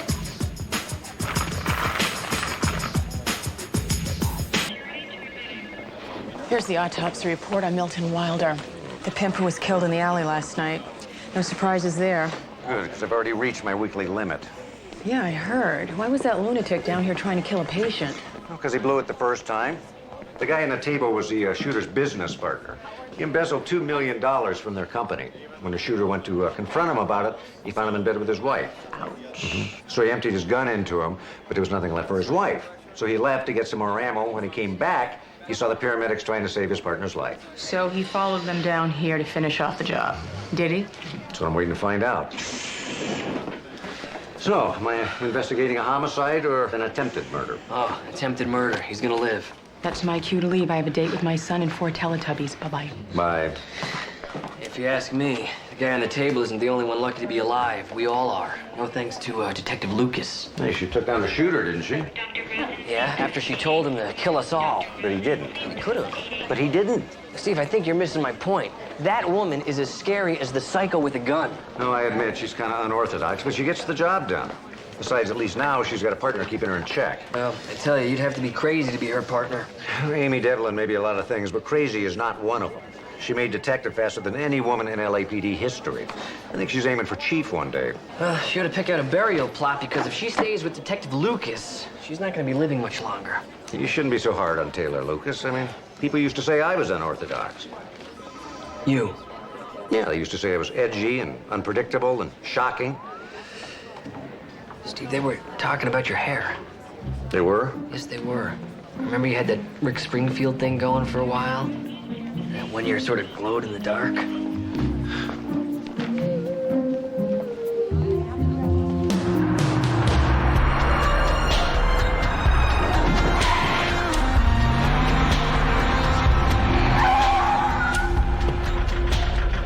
Do you always have to accelerate to a stop? It keeps me awake. Yeah, I wish I had that problem. You still not sleeping? You're worrying too much about your dad. Well, What you need is a distraction. like what? Like going undercover at Dudes. The male strip club. Yeah. Is there something illegal going on over there? You won't know unless you investigate.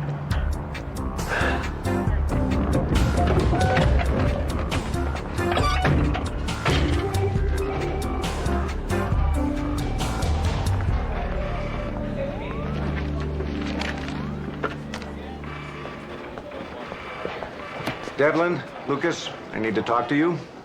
I'll catch up. Lieutenant? You know, a guy named Milton Wilder ran a high-end escort service. He's dead. gunned down in an alley outside a hotel last night. Captain wants you to handle it. He must have mistaken us for homicide detectives. Or are we being reassigned? No, you're being helpful. Homicide is spread thin, and vice is your specialty, so you'll be assisting. Report what you find to me. We will. Oh, and Devlin, you're driving the oldest sedan in the fleet, aren't you? Oh, we prefer to think of it as a classic automobile entrusted to our care. Well, now you're driving the newest one. A homicide perk? No, strictly regulation. New one comes in, the old one gets scrapped. So, take good care of it. Thanks, Lieutenant, we will. You can start by never letting Taylor drive.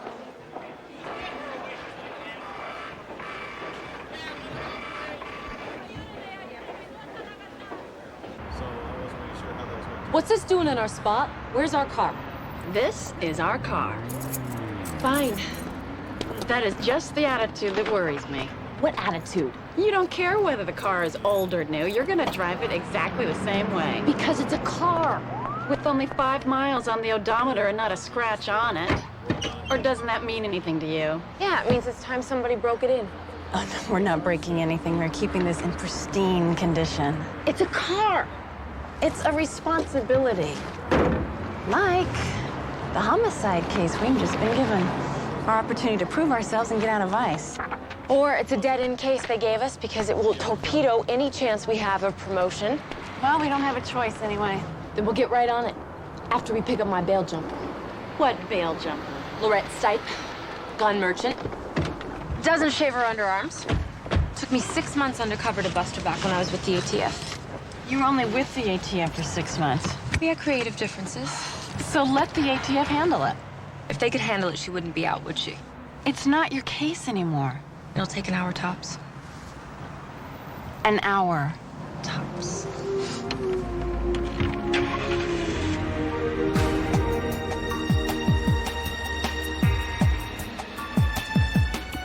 You said it would take an hour. I meant an hour after we found her.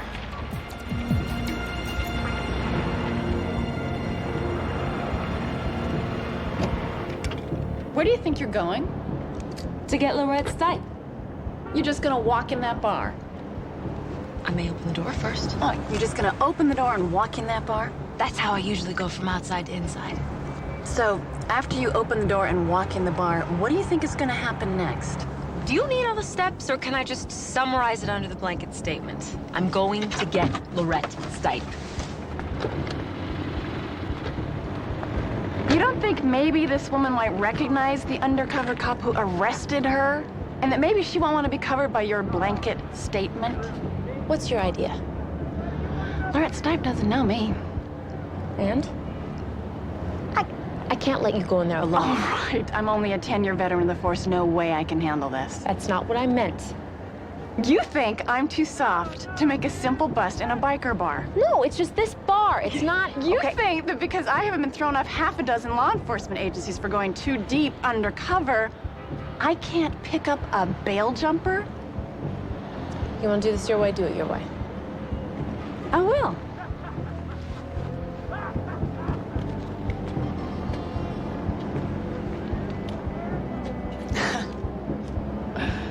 So what does she look like?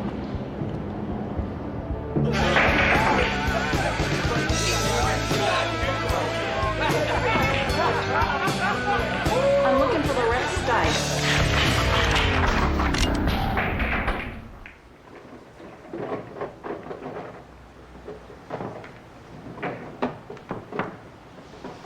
I hope you didn't buy those weapons from her. Because if you did and you pull the trigger, you might blow your face off. I want a refund. I don't know you. Oh, now you don't know me. How convenient. My boyfriend is dead because of the lousy gun you sold me. It jammed, and before I could shoot the security guard, he gunned my sweet, innocent Jimmy down. I never sold you a gun. I never seen you before. My Jimmy is dead, and I'm a fugitive just because of you and your lousy gun. Better get a cash refund. Oh, wait a minute, guys. Wait, she's lying. She's lying. I've never seen her before. Hey, my merchant's good. Oh, is it now? Why don't we take my gun outside and try it then? You just better hope it works. Go on, run some of that off.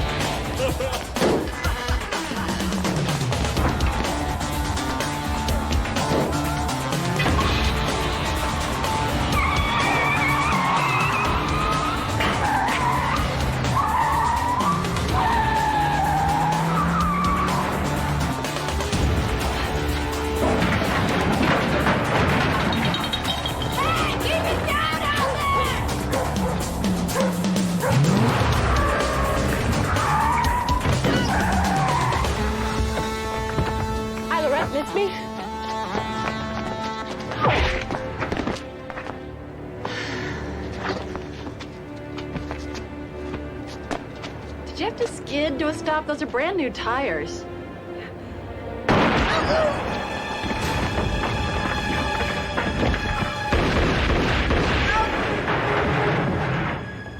think I got him.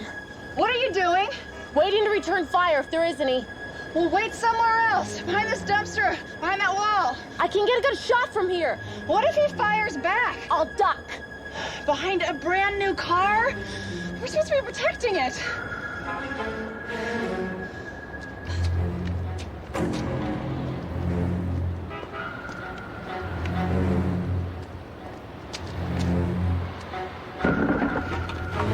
I think he's in the side alley.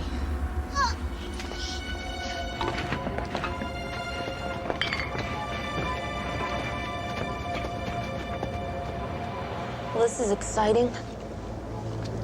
Where are you going? To find the shooter.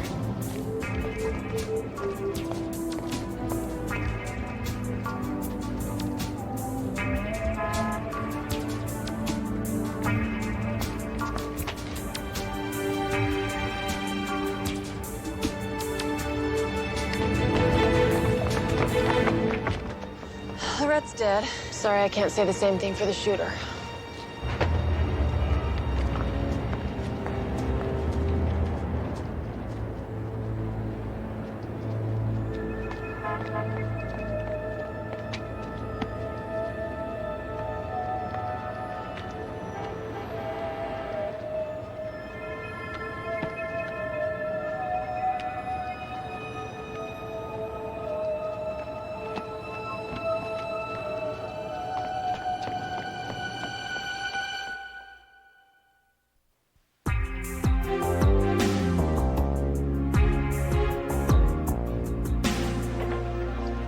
Hey. Hey.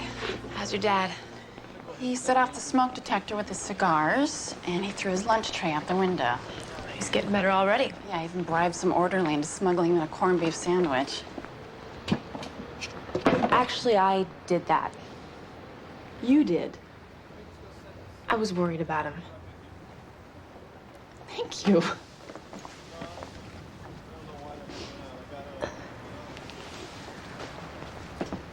Got that out of your system? Yeah. The ME wants to see us.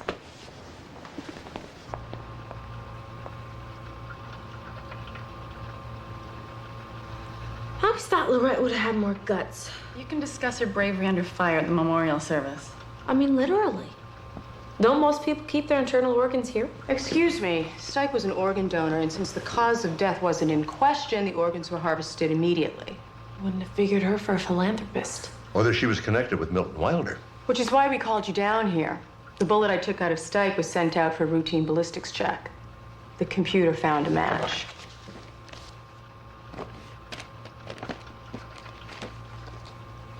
The bullet that killed Lorette Stipe came from the same gun that killed Milton Wilder?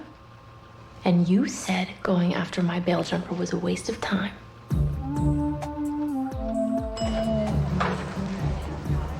Why didn't you tell me? Why didn't you ask?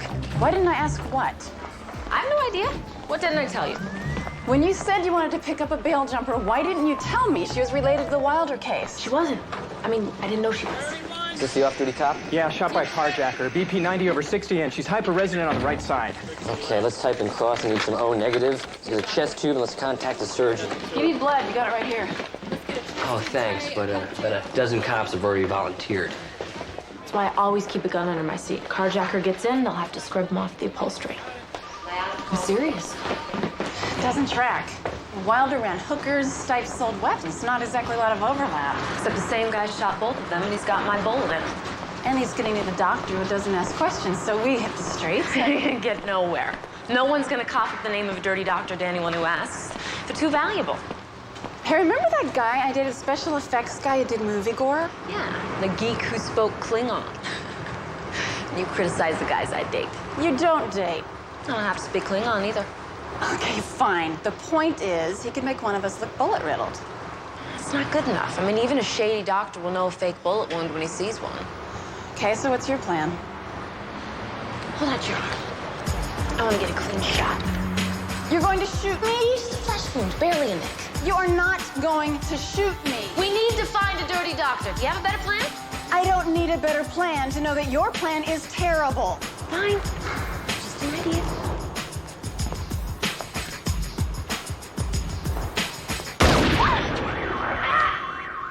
You shot yourself! I grazed myself. I can't believe you just shot yourself! I've done it before. You have? You haven't? You are psychotic. You do know that, don't you? It's my best quality. Okay, now just try not to get blood on the upholstery. What is it with you in this car? Okay, just hold your arm out the window.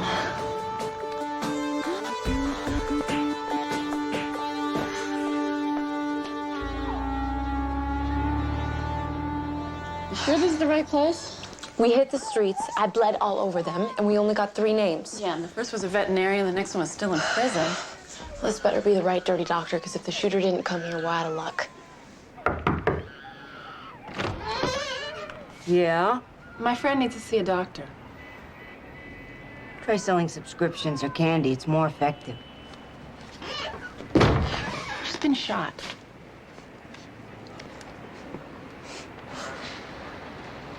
A lot of that going around.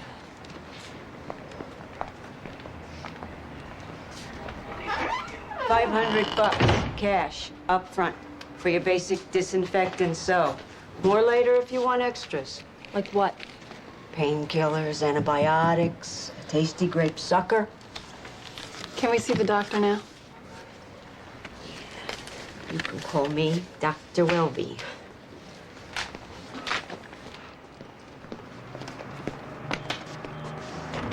You wait here. Patients only.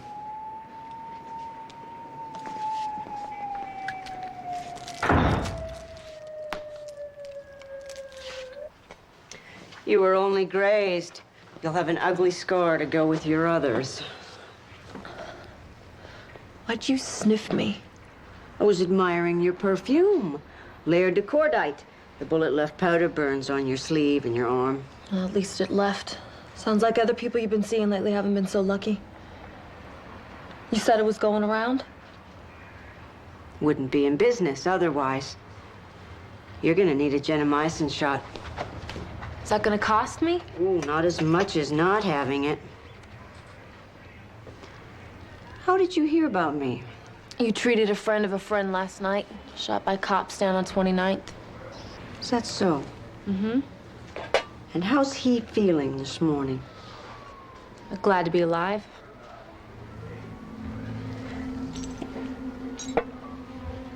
This is an antibiotic. The bullet may have missed you, but there's still a risk of infection.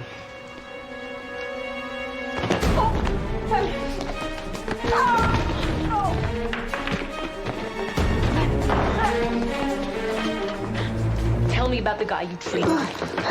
Why, haven't you heard of doctor-patient privilege? I won't say a word. You will when I give you a shot of truth serum. Sorry, we're all out of sodium pentothal. We have our own recipe. Cyclobenzaprine. Sounds very chemical. Must be good. It's a muscle relaxant and depressant. I don't want you stressed.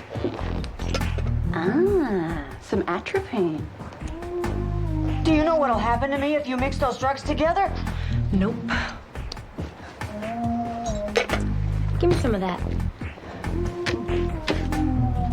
It's a drain cleaner. We don't want your arteries getting clogged. What do you want to know? That's why they call this a truth serum. Every time we make it, people start talking. Tell us about the guy you treated. It was a woman. That was my mistake. She had a bullet in the chest. It was too deep. I couldn't take it out without killing her. She needed a surgeon. Did she get one? We don't do a lot of follow-up care here. Did you get her name? She paid. She left. That's all I know. Well, thank you, Dr. Welby. You're under arrest.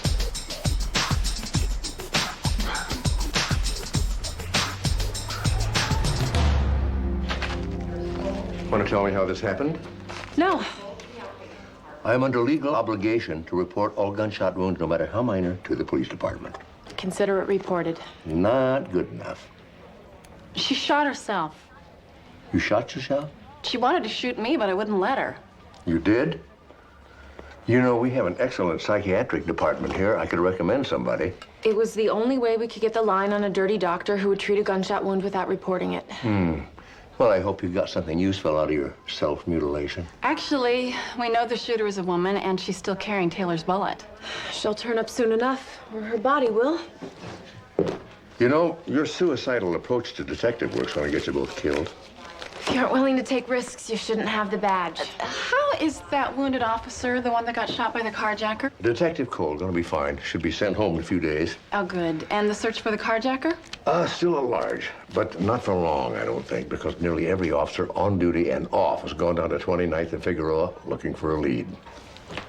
Thank you, Dr. Sloan. Listen, about that psychiatric consultant. We can talk about it next time I shoot myself. Next time? Officer Cole was shot 2 blocks from where we nabbed Stipe. If they were that close, we should have heard something. Kind of busy at the time, protecting the car, remember? Not as busy as we're about to be.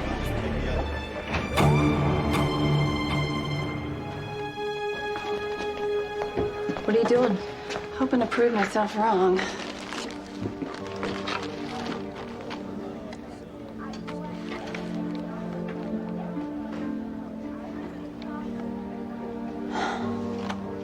These 2 bullets both came from the same gun.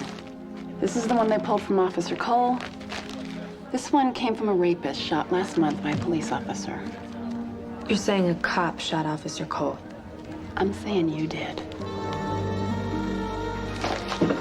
Time for a hospital visit.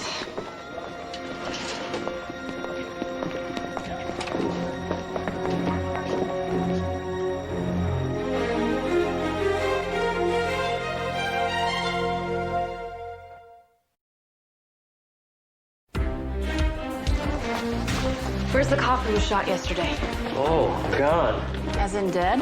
No, as in home. She was shot in the chest less than 24 hours ago. How could you let her leave? It wasn't my decision, it was hers. Besides, I think that she's gonna be back here pretty soon and feeling lousy. She left without a prescription for antibiotics and painkillers.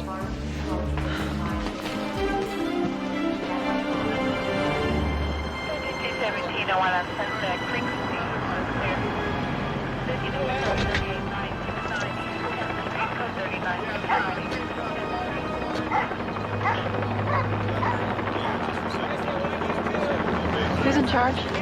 Over there.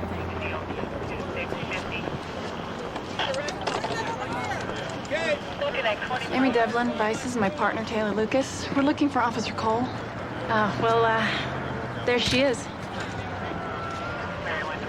I'm sorry, what are you two doing here? We came to arrest Officer Cole for killing Lorette Stipe. So did we. Washington and Andrews run the anti-gang unit. They had suspected that a cop was helping Stipe sell illegal weapons to street gangs. When Cole was carjacked, a few blocks from where Stipe was shot, they put it together. They came here to confront Cole. Things went wrong. Well, Cole started shooting, we fired back, and Cole lost. So how'd you two put it together? Timing, geography, and a strong aversion to coincidence. Why do you suppose Cole checked out of the hospital in such a hurry? Well, the anesthesia wore off. I think she just wanted the bullet out so she could run. Didn't run very far, did she? No. Chalk one up for the good guys. I'll see ya. You know what you said about coincidences? I'm feeling a strong aversion right now. I'm just feeling sick. I think we should see a doctor. If you expect me to shoot myself again, you can forget it. That won't be necessary.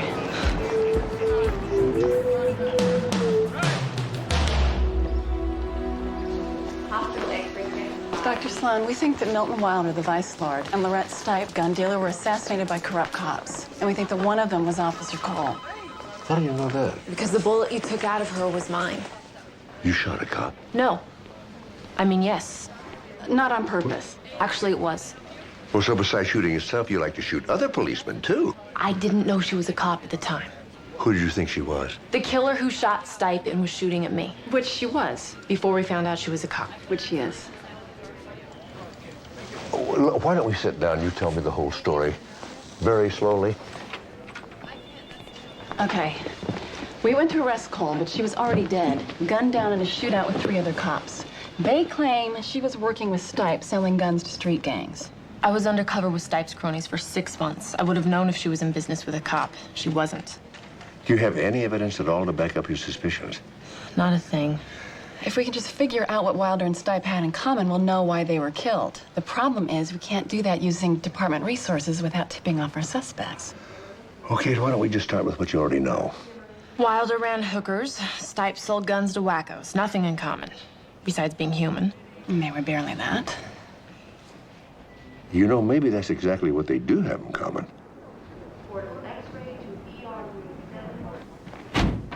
You were right, Mark. Both Wilder and Stipe were organ donors. If Stipe cared about saving her fellow man, she wouldn't have been selling guns to sociopaths. Yeah, that's what you said when you saw Stipe's cadaver, which got me thinking. That's why I had Amanda check and see if Wilder was a donor, too. And he was. They both had pink dots on their driver's licenses. Wilder wasn't a giving guy. He didn't put that dot there. And somebody else did. You think the cops are killing these jerks for their guts? Yeah. Corneas, hearts, livers, kidneys. The one thing the two of them have in common is that their organs were harvested within hours after they died. That's a big stretch. Can you think of any other reason these two would have donor dots on their licenses? These cops are bringing social responsibility to a new low. They're just bad cops. Oh, bad is such a subjective word. We like to think of ourselves as providing a service. Yeah, we didn't have enough murders in this city. Thanks so much. We're just taking out the creeps to provide healthy organs for the worthy citizens of the community. Somehow, I'm not impressed. You should be. After all, we saved your father's life. Wilder may have been a lot of things, but he wasn't a drinker. Your father got a nice, healthy liver because of us. If he knew, he would tear it out with his bare hands. Well, tell him then.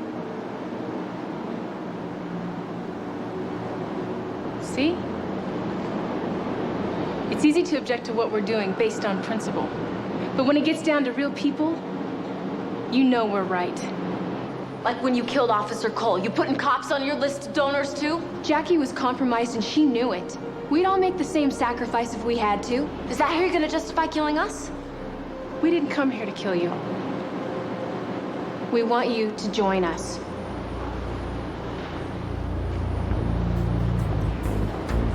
This is that scene in every James Bond movie, isn't it? Yeah. Where the bad guy says, join me, we'll rule the world together. And if Bond says yes, he'll probably have a chance to get away, come back with the entire British army, and wipe out the villain's secret lair. Instead, he says hell no and gets thrown in the dungeon. I never understood that. Until now, right? Yeah. Hell no. So now what? Little Timmy going to get my pancreas tomorrow? Too bad. We could have done some nice work together. Never works like that for James Bond. If they would have killed one cop, maybe they'd rather go down than kill two more. Right, because deep down, they're really good people.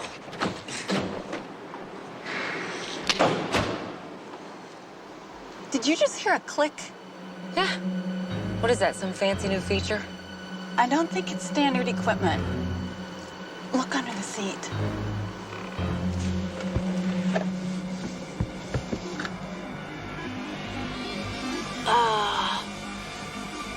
It's a bomb.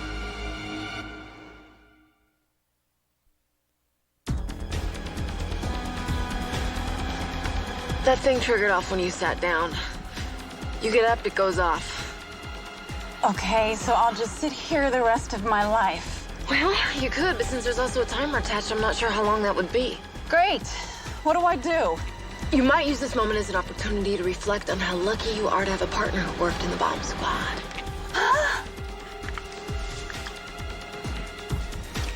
Uh-oh. Uh-oh? What do you mean, uh-oh?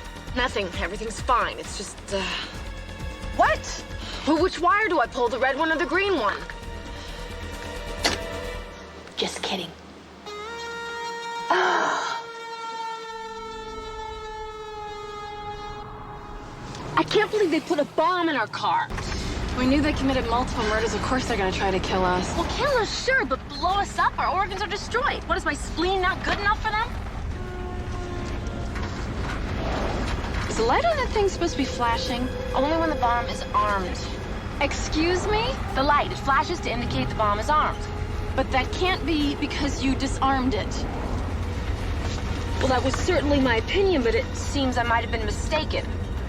You said you worked in the bomb squad. I did, and it was one of the best weeks I've ever had in an apartment. A week. A long week. We gotta get rid of that. Okay. There are people out there. That trash bin.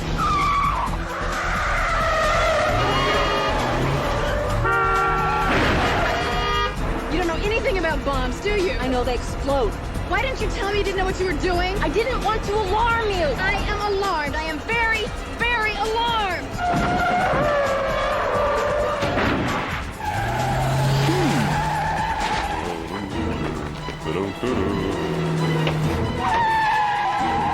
What are you doing? Drive! Look. Creep.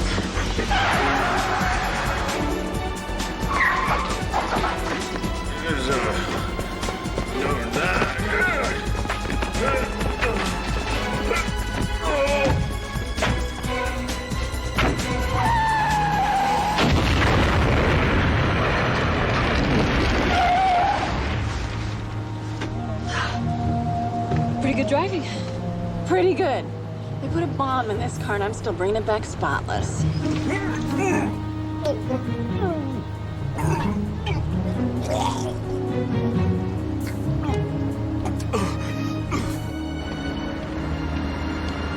Well, while you two have been busy, we've been trying to figure out exactly what these corrupt officers are up to. And we started by examining how the organ donor registry works. Each potential recipient is listed according to blood and tissue type, and then they're prioritized in order of critical need.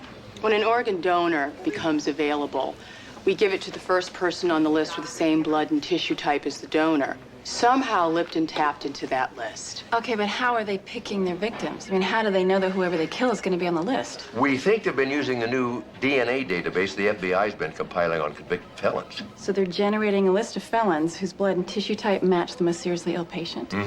Only they've been doing it on the local level, making sure that the right organ gets to the right patient in plenty of time. If you're right, you can figure out who their next victim will be. We already have. We dug through the Southern California donor registry, identified the most critical patient, and then got his blood and tissue type, and then we matched it against the DNA database on local felons. We came up with 4 possible victims. We eliminated the people who might not be acceptable as donors, and from there we went on. Crook number 1 had a history of intravenous drug use. Crook number 2 was in jail, and crook number 3 had HIV, which leaves crook number 4. A Mr. Gil Thaxton, small-time pusher who sells tainted drugs, but is a little too smart to sample his own merchandise. You know, they're not going to go after Thaxton now. They know that you're on to them. If they stop now, they get away with everything. Okay, well, at least we know what they're up to. Find a way to use it. Soon. Amy, would you wait a minute? I'd like to talk to you. We have to talk about your father. Now, remember, we said there are no guarantees.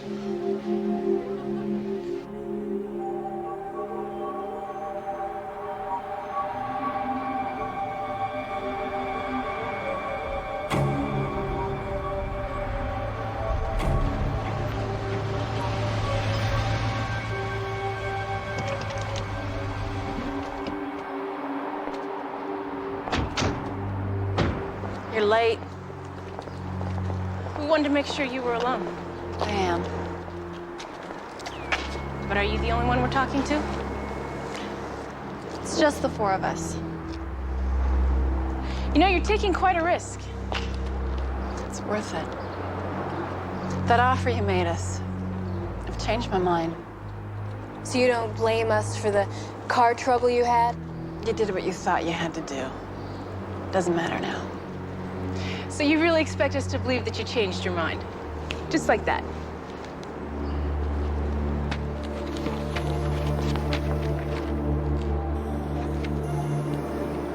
Your father's body's rejected the liver. Sorry, we don't have a returns policy. He needs another liver.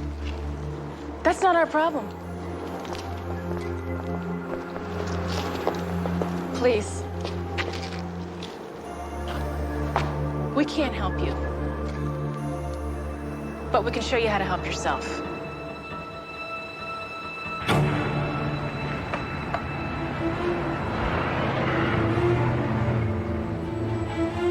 Thaxton's meth lab. He likes to cut the drugs he sells with baking soda, paint thinner, basically anything he has lying around the house. He doesn't have a lot of repeat customers. But he does have one redeeming quality. He's the same blood and tissue type as my father. There's just one tiny problem. Thaxton is still alive. So, what are you gonna do about that? Me?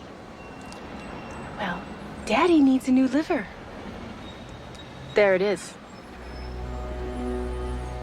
You want it, you take it.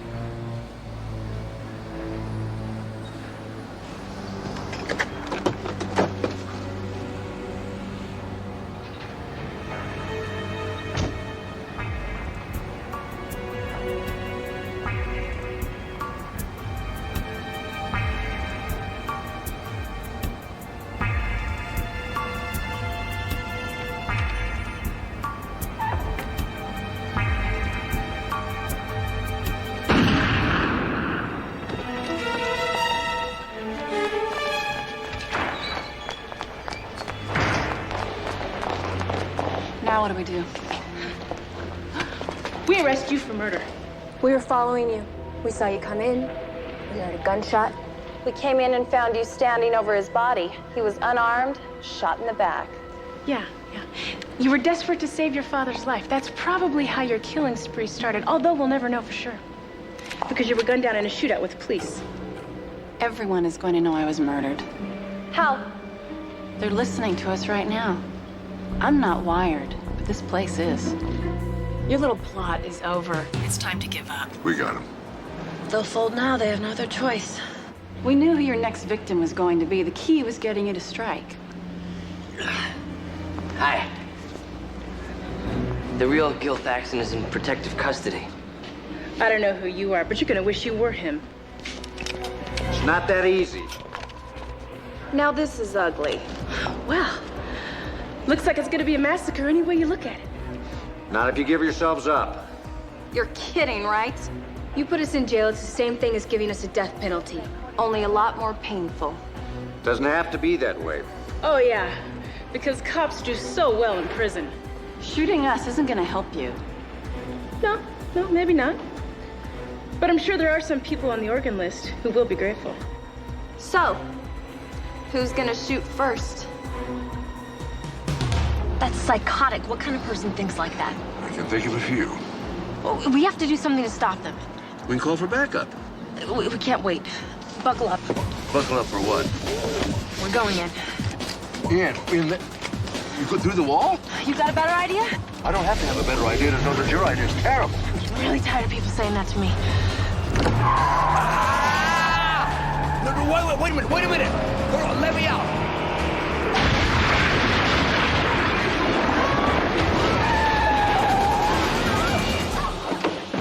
First corrupt cop who moves never moves again.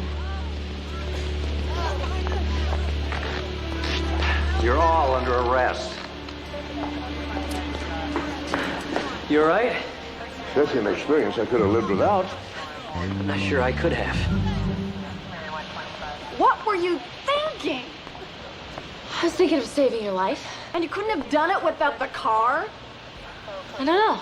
I didn't give it any thought. Now see, that is exactly your problem. What's my problem? This whole not thinking thing. How long do you think they'll survive together? Longer than anyone that gets near them. I think if I were a criminal, I'd be very afraid. I said... I'm not a criminal. I am very afraid. You're welcome. You're welcome. I'm not gonna... Have you been hurt yet?